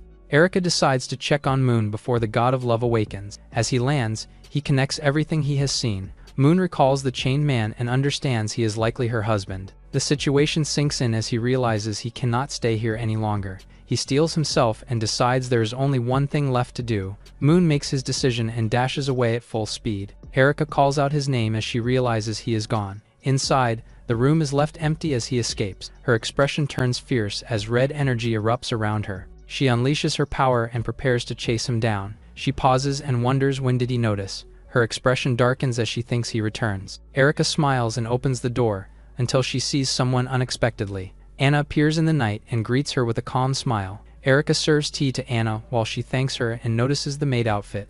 Anna calmly questions why she is being called master. Erica then smiles and says her words helped her accept herself and confess to Rod that night. She offers to show the result as Anna quietly agrees to take a look. Erica then asks her to wait and walks away. Anna confirms there is no mistake. She senses Moon's lingering presence and realizes he has been here before. Her eyes narrow as she detects the smell of blood mixed in the air. Erica returns calmly and apologizes for the wait. As she steps closer, Anna suddenly notices something unusual. Erica happily introduces Rod and presents him while he kneels with a blank look. She gently interacts with him as he responds obediently. Anna watches quietly as Erica praises him and treats him like a pet. Anna observes the situation and calmly notes what is happening. She then acknowledges her efforts while Erica humbly responds and praises her guidance. Anna calmly admits Erica has done even better while acknowledging her own mistake in letting Moon escape. Erica hesitates and asks if the person she means is Moon. Anna confirms it is him. She quickly asks if he came here as Erica nods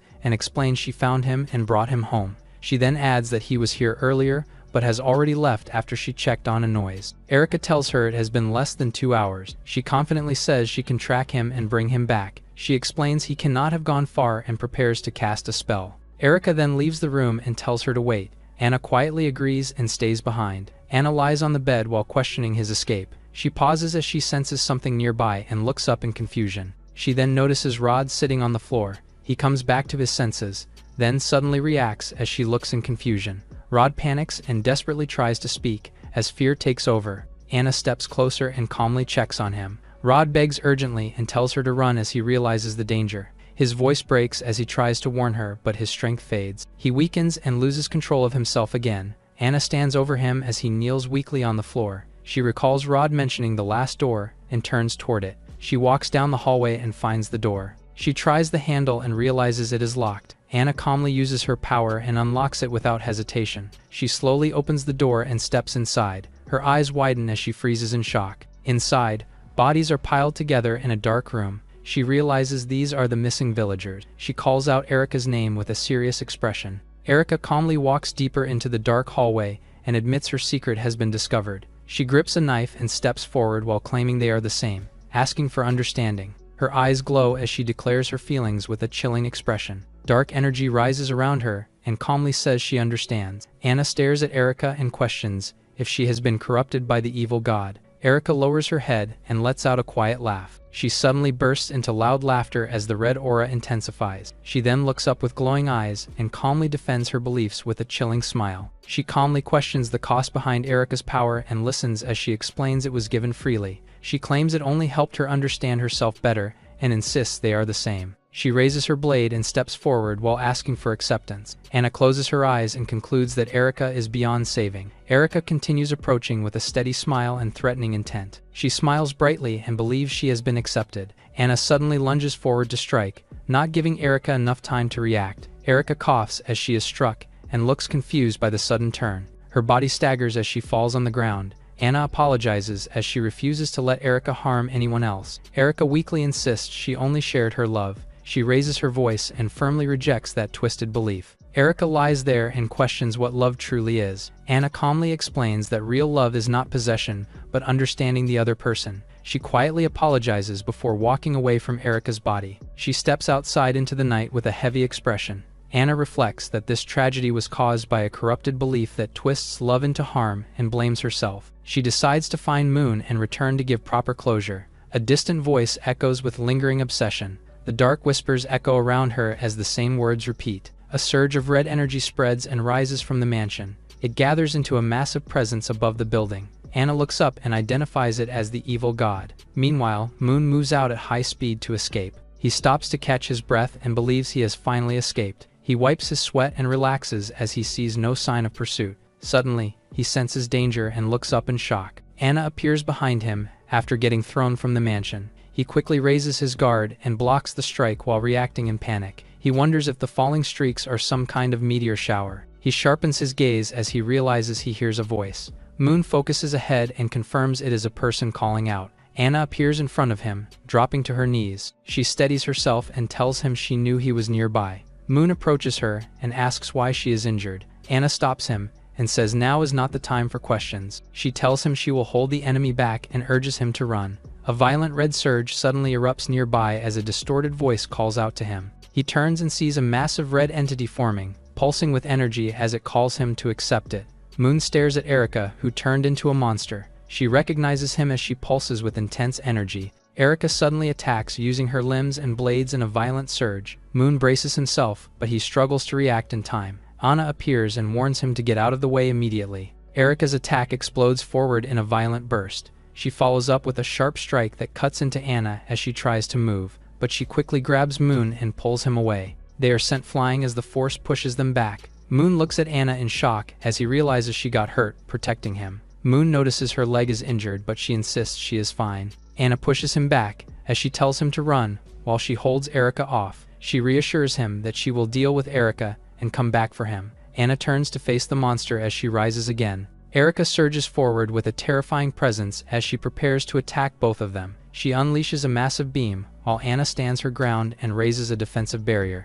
Moon focuses and activates his ability. Shocking Anna, he moves instantly and reappears beside her at full power to dodge the attack. The impact sends shockwaves through the area as they escape the strike. Anna looks at him in confusion, but Moon tells her that he cannot just leave her to die. He carries her firmly as he declares he will handle this himself. Erica's power surges again and closes in as he moves while holding her. Moon lands and steadies himself while keeping her protected in his arms. Moon catches his breath. Anna looks at him with concern while he reassures her that they will be safe soon. He notices something behind them, showing Erica rising again as it calls out and prepares another attack. Moon tightens his hold on her and tells her to hold on and not let go. Erica lunges forward again as her red mass stretches toward them. Moon dives into the water while holding Anna as the attack crashes down. He realizes the creature cannot stay solid in water. Erica's body begins to break apart as she hits the water and loses her form. Moon suddenly turns and pauses in shock. Moon realizes Anna cannot swim as she begins to lose consciousness. He hesitates for a moment but then pulls her closer as he decides what to do.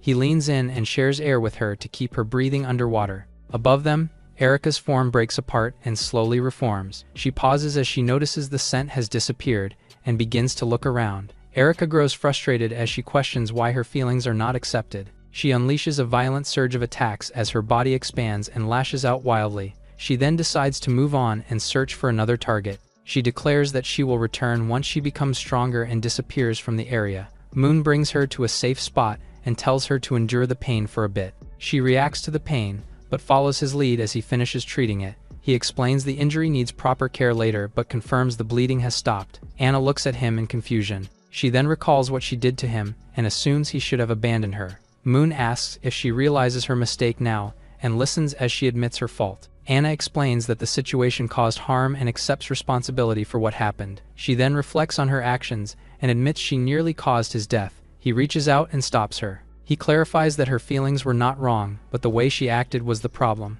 Moon tells her she cannot act that way anymore, as he confirms he is fine. Anna looks at him quietly as she listens to his words. He then closes his eyes and feels proud about himself. Anna suddenly reacts and leans into him as she tightly. Moon is caught off guard as she clings to him and refuses to let go. Anna admits her mistake as she reflects on her actions. She composes herself and prepares to move. She confirms her strength has returned and stands up with renewed focus. Anna suddenly feels the pain which worries him instantly. Moon warns him not to push herself since she is still weak. He confirms there is no movement as the area becomes quiet.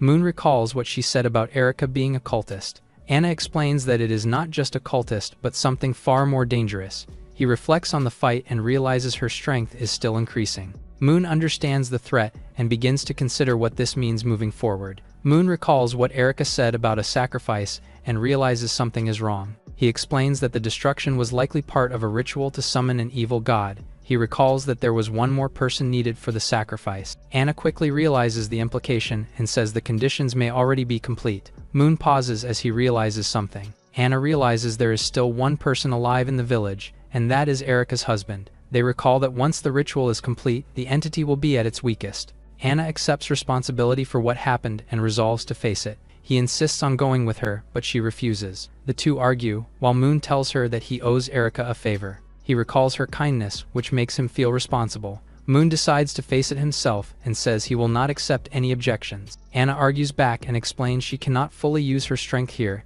and cannot guarantee his safety. Anna holds on to him and begs him not to go as she blames herself for everything. He questions her about her abilities and considers the situation. He then turns and calls out as he notices a coin nearby. Moon moves toward the source while Anna follows behind him in concern. Moon casts a light spell as the cave brightens around them. They discover a hidden area and realize there was a path forward all along. He examines the surroundings and finds signs that this place was once used by others. He takes a weapon and checks its condition as he prepares himself. He then looks at Anna and asks if she is ready. Anna declares she is ready, as wings manifest behind her. The two prepare as they plan to give Erika redemption. Moon observes Erika's growing form. She calls out to Rod while her massive body shifts and spreads. Moon stands his ground and focuses as he prepares to confront it. He realizes that Anna was right, and Erika's power has grown far beyond. Moon steadies his breath as he collects his thoughts. He shows a brief moment of frustration as he realizes the danger he is facing, but he quickly accepts the situation without backing down.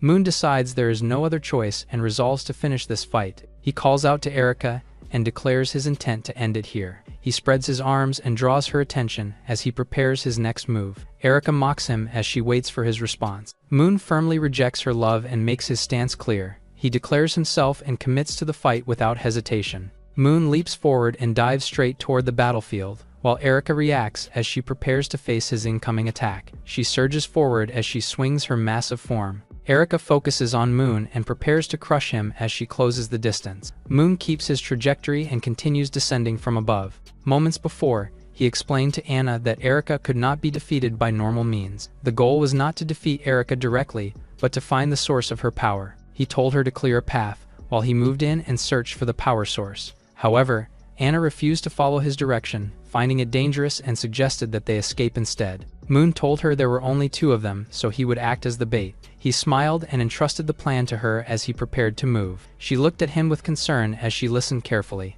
Anna asked when she should strike, while waiting for his signal. He suddenly dives forward as he calls out for her to attack. Anna releases her power, then she steps forward as she prepares to act. She raises her hand and activates her ability with precision. Multiple projectiles form around her and launch forward in a rapid barrage. The attacks streak through the air and collide with Erika. Anna's barrage strikes Erika as multiple hits land across her body. She reacts to the impact and shifts as the attacks continue. Anna pushes forward through the opening and closes the distance. She drives her blade straight into her core in a decisive strike. Erika looks at her in surprise as she recognizes her presence. Anna looks at her and calmly says she has returned to save her. Erika's mass swells and spreads outward with overwhelming force. Anna bursts forward with her wings and crashes straight into it. She pushes deeper as the red tendrils close in around her. Anna steadies herself and gathers power as she forms sharp projectiles. She swings down with force and launches the attack forward. The attack slams into Erika and bursts on impact. Anna lands while facing her as the surface churns around her. Erika explains that silver is normally effective but has no effect this time, and she rises while declaring herself a god. Suddenly, she pauses after someone questions her. Moon leaps into the air and calls for an opening, and he spins down with a powerful strike into Erika's body. He sees the impact split something inside and believes the core should be exposed, and a sharp blade pierces into Erika's form. Anna reacts immediately and uses her Iron Emperor skill. Erika suddenly lashes out and strikes him directly, sending him crashing into the ground. He struggles as debris bursts around him, and he admits the attack nearly killed him and realizes he only survived because of Anna's protection. At the same time, a glowing red core forms as she reveals she has been waiting for him. Erika smiles and urges him to accept her as her. Anna rushes in while calling out to him, trying to reach him before it is too late. Erika moves calmly and warns her not to interfere, and she attacks as Anna charges straight toward her. Erika unleashes a heavy strike that slams into the ground, sending Anna flying back. She trembles, and her eyes widen in shock. Erika quickly sees through it and realizes it was a trick. then narrows her gaze and demands to know where the other person is. Anna rushes in and clashes head-on with Erika while declaring her anger, and she follows with a fierce strike as she vows to cut her down. The impact explodes between them and sends debris flying, and Moon watches while injured as he steadies himself. A hand reaches and tells him not to move yet. Someone hands him a stamina potion and tells Moon to drink. The man turns out to be Rod, and Moon regains his breath while realizing he is still alive. He thanks Rod for saving his life and slowly stands up, and they formally introduce each other. Rod explains that Anna was losing against Erika. Moon asks him and says he should know the reason since he is her husband. Rod admits it is his fault and regrets realizing it too late, while Moon says they came back because letting her leave would end everything. Moon says the aura is overwhelming and concludes she destroyed the village and used someone as a sacrifice. They realize a sacrifice was used and recall seeing the aftermath of Erika killing someone. Then they identify the source of her power as the heart embedded in her chest. Erika cries out that she only wants her love accepted, then lashes out as she demands why everyone rejects her. She declares Moon and Rod are already gone and names him as the final sacrifice. Erika suddenly pauses, while Rod pretends to be holding Moon hostage. Erika calls out to Rod, while Anna panics and rushes forward while telling her to let go. Erika swings her massive arm, while Anna gathers her power and blocks her attack. The impact is so powerful that Erika crushes Anna into the ground. Erika declares she will reunite with Rod and no longer needs Anna, then says she knew he loved her and claims the sacrifice is now complete. She approaches and touches him, while insisting everything will return to how it was, and they will stay together. She then dismisses Anna as still being under control and says she will deal with her later, and finally locks her gaze as Rod tells her that they will stay together forever. Rod regrets not realizing it sooner and accepts the situation, then steps forward and stabs into her as he says he will atone. Earlier, Moon warned the plan was too risky and said it would be hard to get close again. Rod explained her blood form was smaller than her true body, which was why she exposed herself to fight, and finally said this was the only way she could accurately target Anna while brushing it off calmly. Rod said he would act as the real bait and swore to hold it off even at the cost of his life. Moon told him not to say that while thanking him. Presently, Erika notices and calls out to Rod, then he shouts in anger as he clashes with her again, while condemning the evil god. Moon forces the red mass out as she reacts violently. He locks on and grabs the core, then pulls it out while realizing it must be destroyed. Erika screams and tries to take it back, but Moon holds on despite the backlash tearing into him. Moon and Erika react in shock, seeing Rod between them and take the strike. Rod says he will stay with her until the end, while her expression softens. Her body begins to collapse as the red energy breaks apart. Moon struggles to steady himself and questions the core. He senses something wrong and looks ahead. The red mass swells violently as Anna is caught inside the surge. Moon rushes forward in panic to reach her. He unleashes full power and fires into the red mass, then grabs onto it as it resists and pulls back. He shouts in anger while being dragged closer as it tries to swallow Anna. The monster forms a massive face and roars while he realizes there is no other choice, and he takes a gamble and calls out the Black Book. Moon cries for help as the red mass consumes him and begs for power, then suddenly appears inside a strange space and realizes it is the Black Book. He sees the book before him and asks if it can save Anna, and it responds as it begins to move toward him. He looks up in confusion as he senses something above him. Then a massive fiery vortex opens in the space, and he reacts in shock as he realizes where he is. Moon stares ahead in shock as he senses the powerful entity. He clenches his teeth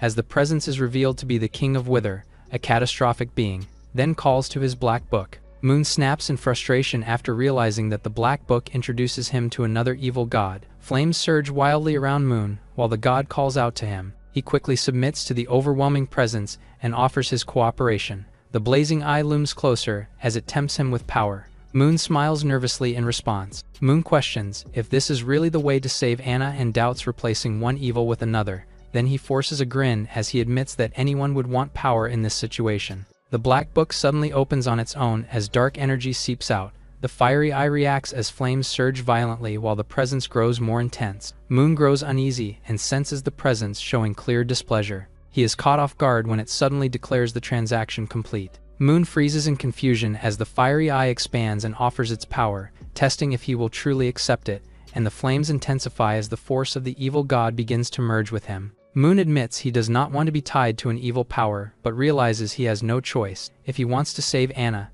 then he steels himself and boldly calls out to the King of Wither. The blazing eye responds with interest and agrees to follow the contract, while the flames surge violently as the force fully descends upon him. Moon looks ahead in confusion as the presence leaves him with a cold and distant response. Moon screams in pain while the power floods his body, and realizes this is the cost of taking that power. He steadies himself despite the agony and focuses on the overwhelming force, then launches forward through the raging flames as he declares his intent to fight back. The fiery entity reacts as the clash begins, and Moon pushes through the heat with sheer determination. A burst of blue energy collides against the raging red flames, and he charges through the air while facing the massive fiery entity. The god of love recognizes that overwhelming power. In the distance, Anna is unconscious as Moon tells her to wait for him. Moon finally confronts the god of love, noticing her fear in her face. Moon points out that it is only fair that the god of wither can lend him power. He notes that he pays a huge price to gain recognition for his power, declaring that the fight should be over. He gathers the surging blue energy into a single point. The power condenses into a focused attack as he unleashes it forward, releasing a devastating strike. God of Love's distorted figure is consumed within the blast as she lets out a desperate scream. The energy continues to press down until the resistance fades, and Moon lowers his hand as he realizes the overwhelming power he now controls. He quickly realizes the enemy is still not fully gone. Then the weakened figure emerges and admits her plan was ruined by him. She recognizes him and leaves a final warning before her presence fades away into the smoke. Moon stands there in silence as the battlefield finally calms. He quickly denies the connection and brushes it off, then corrects that it should have been Ariel and not him. The last traces of the enemy disappear into the air as the battlefield returns to normal. Moon reflects on what just happened and realizes the danger has passed, though he acknowledges he may need to rely on that power again if it returns. He hears Anna call out and turns toward her, then quickly rushes over and pulls her into a tight embrace. She clings to him as she admits she thought she would lose him, and he reassures her that everything is over and she is safe now. She calms down and asks what happened. Moon decides to keep the deal with the evil god a secret to avoid worrying her and explains that the threat is resolved. Anna listens closely as he reminds her there is still something important they need to do. Then they both turn as they look at Erica. She is still barely holding on, prompting them to rush over. Erica weakly calls Anna, then asks if everything is finally over. She confirms the evil influence is gone, and she relaxes slightly before apologizing for hiding the truth from her. Erica explains her actions were driven by fear of losing Anna, and she tries to justify what happened. Erica explains she acted that way because she wanted to keep up with Rod and had been hiding her feelings, then calmly states that she did not fail. She recalls confessing to Rod but being unable to stay with him, and reveals the reason is because Tia is already carrying his child, knowing Rod chose responsibility over his feelings for Erica. Anna questions the situation, and Erica admits her doubts. She then reveals she turned to the evil god to confirm the truth. She recalls making that wish, which led to a violent outcome she cannot undo. Erica learned that everything was built on a lie, and accepted the consequences. Realizing too late how far things have gone, Rod saw what happened, so Erica made a second wish again for Rod to accept her love. Erica wishes she met Anna earlier, then she cries as she regrets not confessing her love for Rod before. She hopes that Anna can also find happiness, to prove her wrong that love can also bring beautiful things.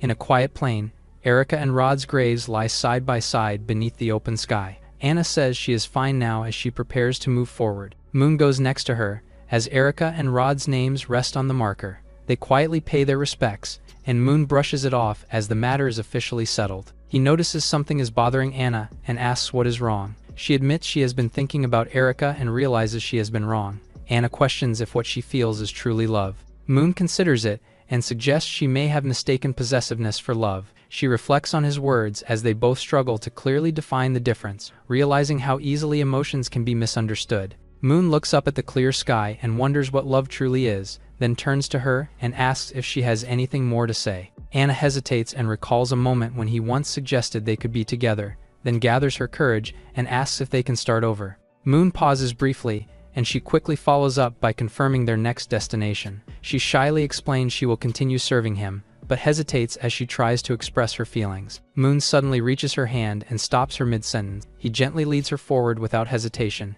and he tells her they are going home. Anna smiles softly as they continue walking, while he feels relieved knowing things ended without further trouble. He reflects that the outcome has changed, and the worst case no longer exists. He lies down after returning home. As the moment settles, he suddenly feels a familiar dizziness, as everything fades around him. He questions what caused everything to rewind, then suddenly realizes he is restrained as he regains consciousness. He looks around in confusion as Anna appears and calmly explains she brought him somewhere private to avoid interference. He accepts the situation and admits he understands, then asks her directly why she brought him here. She reminds him of what he said before and tries to jog his memory. Then he slowly recalls the moment and asks for his clothes. She steps closer and begins preparing them while adjusting everything carefully, then changes into a different outfit and presents herself, clearly following what she remembers about his preference. Anna asks for his reaction as she presents herself, and he stares blankly before giving a simple response. She then admits she has reflected on her past behavior and acknowledges her mistake, taking responsibility for how she acted. She pauses and waits for his answer while staying close to him. She tells him she will follow whatever he wants and leaves the choice entirely to him. Morning arrives at the mansion as she wakes up late and quickly gathers herself, realizing she overslept. She reacts after not seeing Moon beside her. She immediately dresses up and hears a strange sound echoing through the room. Anna looks around in confusion, while Noel asks how she feels. She explains that Moon told them that Anna had been resting earlier due to not feeling well. She looks at the cats and begins to realize they were brought by Moon earlier that morning. When he explains that the cats are strays she has been caring for and hopes to find them a proper home, she shares that Moon gave her money for school and helped her. Anna questions if having several cats is too much, but learns they were all brought together so they would not be separated. Monica, the other maid, assures Winnie that Moon allowed visits anytime. Anna then asks where he is and is told he just returned and should be in his room. She heads to his door and calls out as Moon tells her to come in. He explains he saw her sleeping earlier and chose not to wake her. She suddenly rushes forward and hugs him tightly in relief. Anna tells him he scared her and thought he had gone back to the college without telling her. He reassures her that he will say goodbye first. Anna then asks why he went to the market and came back with so many cats, and Moon explains it started when she mentioned wanting one. He shows her a small cat and calls it Momo. He then hands it over as a gift and she hesitates in surprise. He explains he will return to the college soon and cannot bring her along, so she will need to stay and handle matters at the mansion. She gently holds the cat close while calling out to him softly. She smiles and promises to take good care of it as she accepts the gift. At night, Moon lies on his bed reading. He reflects that his abilities have improved and that the recent incident helped him restore Anna to normal. He then realizes the prophecy has changed and believes he can avoid danger as long as he is careful. He pauses and wonders who could be visiting at this hour. Anna appears at the door and asks if he is still awake. She hesitates at the door as she thinks about him leaving soon. He tells her she can sleep in his room again since she stayed the night before. She sits on the bed and admits she feels the same as before. He suddenly moves closer and stops her. Moon smiles and suggests doing something else instead. Anna lies beside him and quietly asks if this is enough for him. He reassures her and calmly explains that what matters is understanding each other. She moves closer and admits she does not want to be apart from him. She says even a few months feels too long, while he gently tells her to write to him if she misses him. He suddenly pauses as if sensing something unusual. A strange message appears in the black book which indicates that Moon will continue to suffer.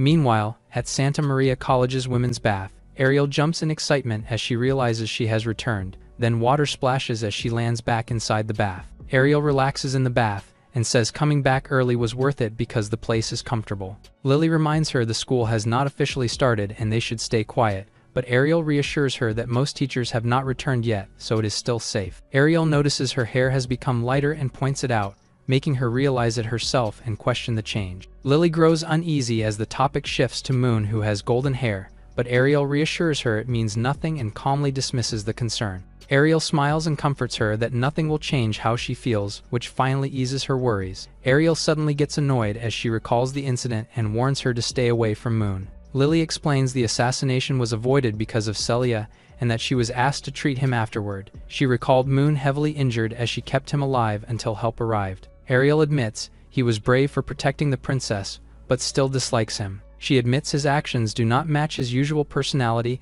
and questions his behavior, then calms down and decides to drop the topic as they continue relaxing in the bath. Ariel casually brings up a question she has been holding for a while and asks about a strange change, which gets brushed off with a simple answer. Time passes, and they finally return to the academy. Moon arrives at the academy and is impressed by how grand it looks, then thinks that as long as he avoids trouble, everything should go smoothly, while students rush past him and he pauses to observe the lively campus. Moon notices a commotion ahead and asks what is going on, only for Ariel to confront Emon, one of Moon's followers, and accuses him of causing trouble again. Iman rudely points at Ariel and insults her background, but she calmly shuts him down and tells him to leave if he has nothing better to do. Iman smirks and drops the act as he steps forward, then boldly declares a challenge in front of everyone, leaving her confused. The crowd murmurs as they question the unfair challenge, while Moon observes calmly and realizes she is constantly surrounded by trouble. Ariel remains composed and points out Iman has already challenged her multiple times before,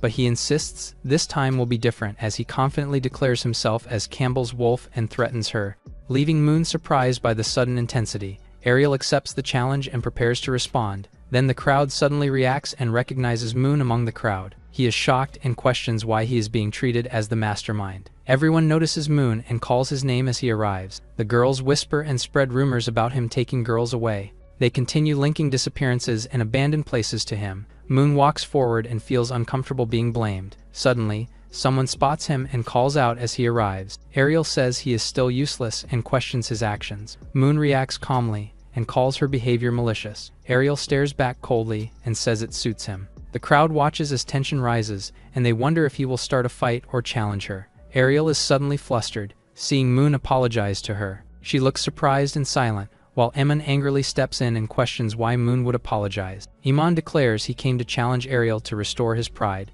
but Moon looks at him and asks if someone told him to do this. Iman hesitates and admits it was his own idea with no one behind it. He is then called over and scolded for causing trouble without reason. He tells Iman to apologize, then hands him money to settle the situation and clear the crowd. Iman is left stunned as he realizes Moon just called him his brother. Ariel questions what he plans to do as the tension peaks. The students suddenly bow and loudly apologize to her, then repeat it as others follow. Iman quickly disperses the crowd and tells everyone to leave. Ariel casually questions the situation while he stands beside her. Moon then faces her and calmly says he has changed and wants to make things right. Ariel questions his sincerity as he insists on apologizing in front of everyone. He puts on a serious act, then suddenly bows and continues apologizing. She quickly stops him, embarrassed by the scene he is causing. He awkwardly tries to explain himself as the situation grows more uncomfortable. Moon suddenly makes an inappropriate remark and steps closer. He continues speaking in a strange and awkward way which only irritates her more.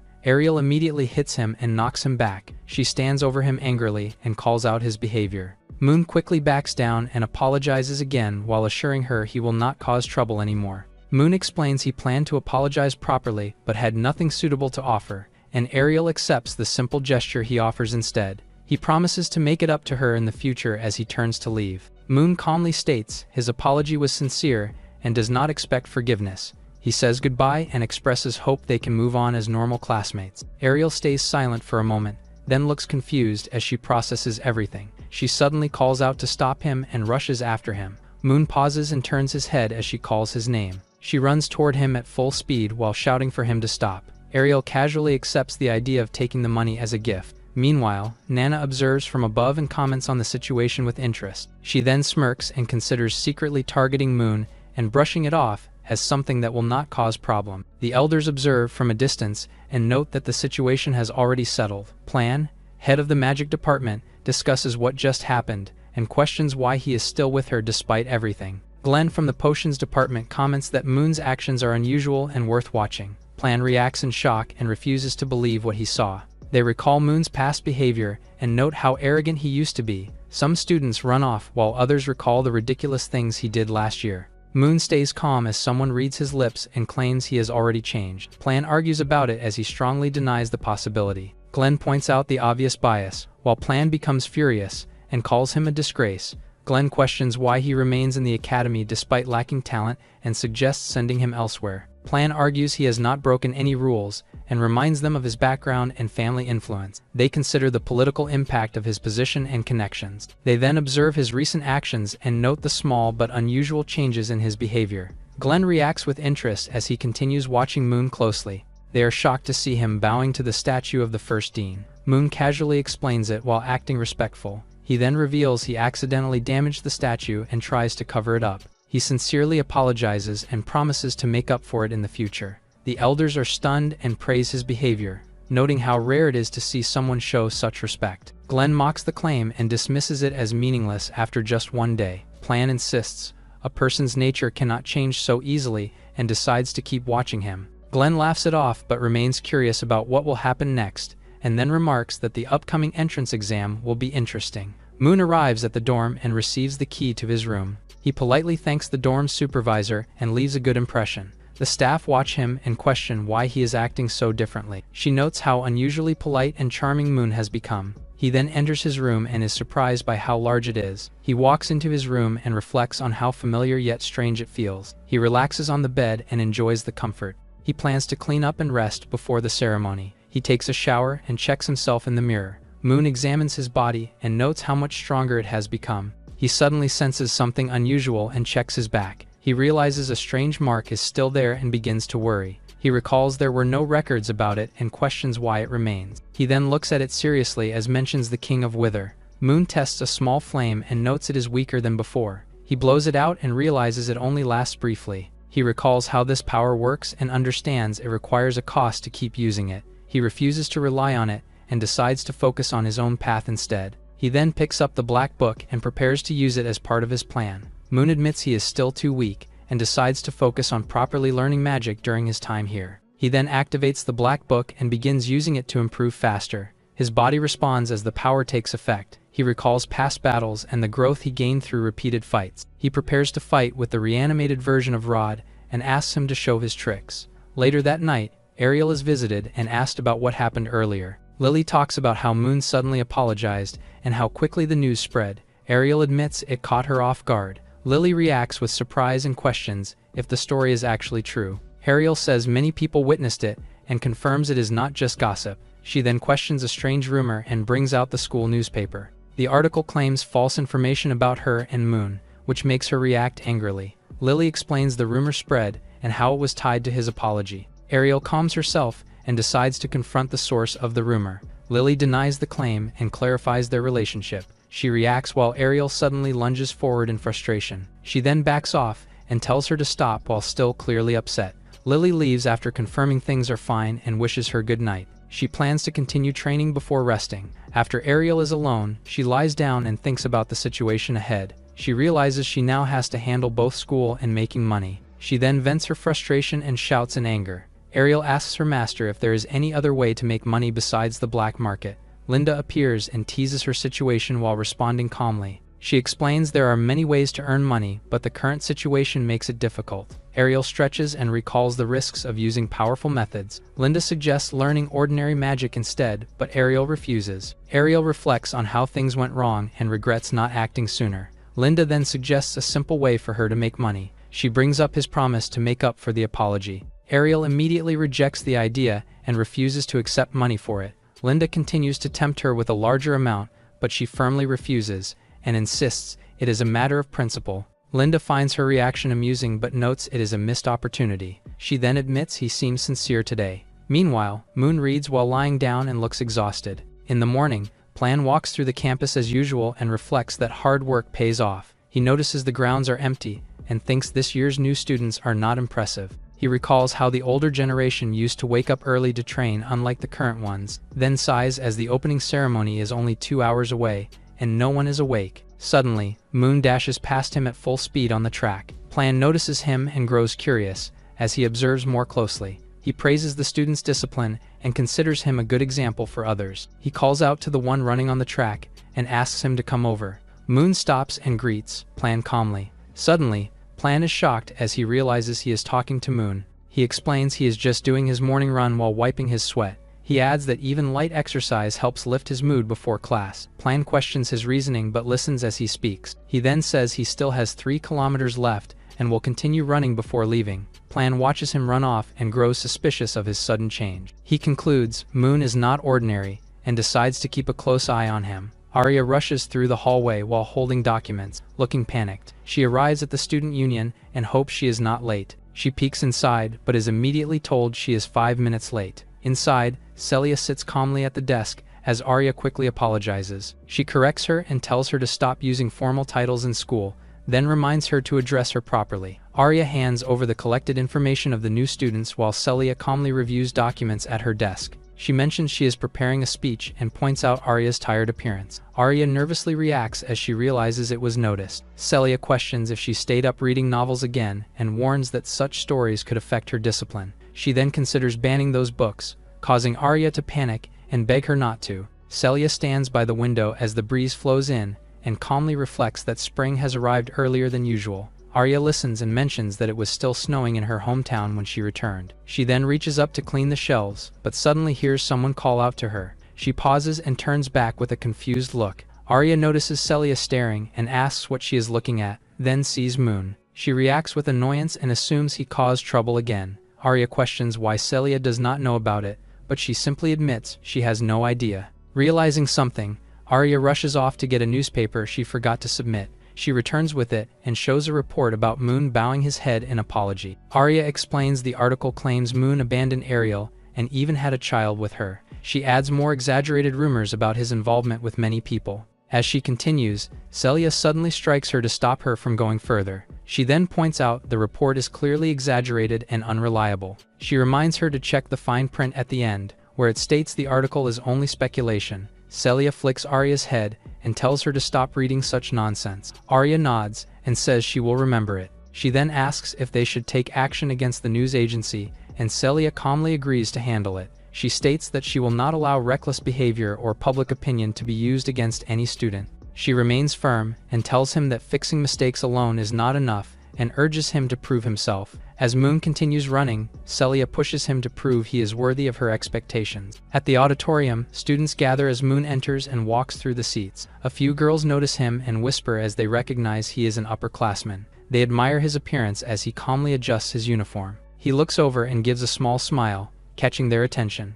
He then scans the room and carefully looks for his assigned seat. As he walks in, a group quickly calls out to him excitedly. Hemin and Gru are surprised he showed up early. Moon casually says he is only here for the ceremony and to see his brothers. They look at him with admiration as he speaks calmly. Suddenly, they become emotional and loudly express their loyalty to him. Ariel suddenly scolds the noisy group and warns them that the ceremony is about to begin. They quickly quiet down and apologize as she glares at them. She turns away with a cold expression as the atmosphere settles. Moments later, an announcement echoes through the auditorium, ordering everyone to remain silent as the opening ceremony begins. Arya announces that Celia will give a speech for the new students. Celia steps onto the stage with a composed expression. The students watch in awe as they see her for the first time and quietly admire her presence. They begin discussing the student union and consider joining it. Moon observes from his seat and starts thinking about her role, but suddenly reacts as something catches his attention. Moon suddenly notices Celia looking in his direction and feels uneasy. His followers ask if something is wrong and even offer to switch seats, but Moon refuses. On stage, Celia begins her speech and greets the students. Moon listens briefly but finds it no different from ordinary school speeches and loses interest.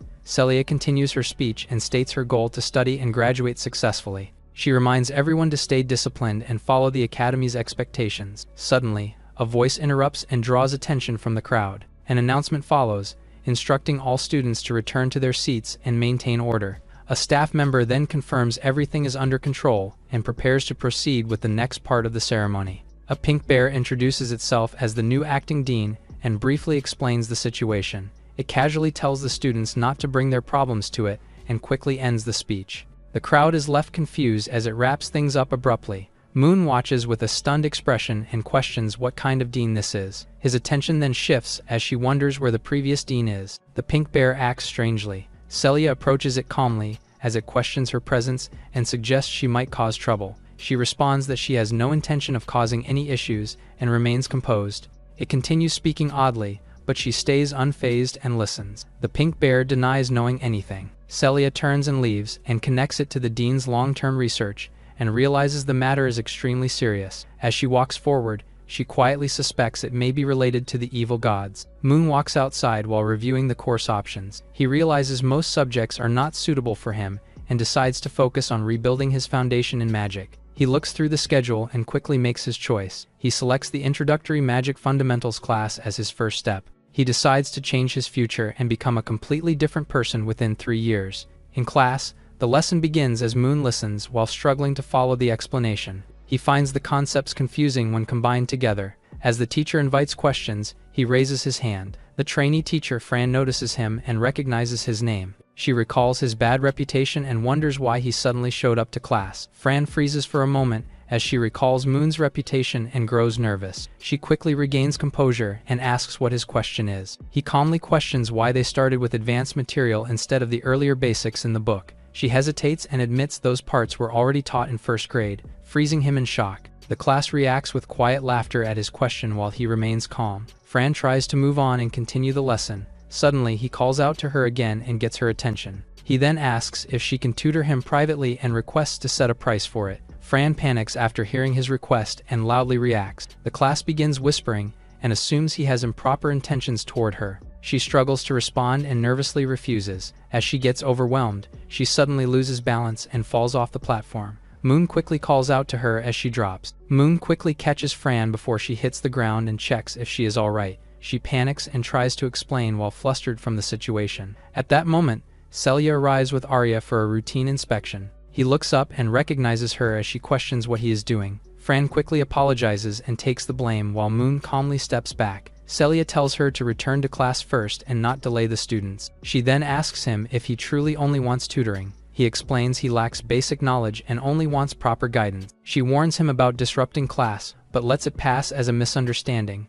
then advises him to observe and learn from first-year students instead. With that, she turns and leaves with Arya. Moon reflects on Celia's advice and agrees that relearning the basics is the fastest solution. He struggles with the idea but realizes his biggest problem is time. He then comes up with a plan to use the library and study efficiently. Confident in his idea, he heads straight toward the library. Nana is in the library complaining about the cold while holding a book, then suddenly notices something nearby. She looks over and spots Moon reading quietly between the shelves. Recognizing him, she becomes curious and decides to approach him out of boredom. In the library, Moon begins studying on his own and records the content from books. He plans to use a time difference method to learn faster and pushes himself to focus. After several minutes, he tests the method but quickly realizes it does not work as expected. Frustrated, he stops and admits the approach is flawed. He recalls how the time difference problem makes training dangerous, as enemies can suddenly appear during practice. He admits he cannot focus on studying at all and starts to feel frustrated. He pauses and realizes he still needs a teacher, but does not know who to turn to. He remembers that private tutoring is not allowed and considers alternatives. Then he suddenly realizes that what he needs is only theoretical knowledge, and if he learns it quickly, he can still become strong without relying on teachers. Moon looks around the library and starts carefully considering his options. He notices a quiet girl studying on her own and observes her for a moment. After thinking it through, he decides she is the right choice and approaches her directly. She greets him calmly, though she still looks confused by his sudden presence. He smiles slightly as he recognizes her. Sally is startled when he calls out to her, then greets him nervously. She tries to leave, but he quickly stops her. He assures her he means no harm and asks for her help. He brings up private tutoring and offers a reward, leaving her confused. She suddenly recalls how he mistreated her before. He offers to pay any price if she agrees to tutor him. She suddenly hits him and gets angry. Sally scolds him and calls him shameless. She storms off and leaves him behind. He just sits there, confused by her reaction. Nana steps in and calmly reminds them to keep quiet in the library, her tone firm but composed. She calls out to him and draws his attention. He turns and recognizes her right away. She asks what happened, and he explains the situation in detail. She listens carefully without interrupting, then concludes it was just a misunderstanding and gently eases the tension. Nana stops him and uses magic to heal his injury, restoring it in an instant. She reassures him while he watches calmly. He asks if healing can be done without chanting, and she gives a simple and direct answer. He takes note of it and begins thinking it through. She then reminds him to take better care of his body, before casually pointing out that he is already well known in the academy. He asks why she is not avoiding him like the others. She explains that most people see him as trouble and choose to keep their distance. She adds that they fear what he might do, so staying away feels safer to them. She leans in and quietly challenges him, watching his reaction closely.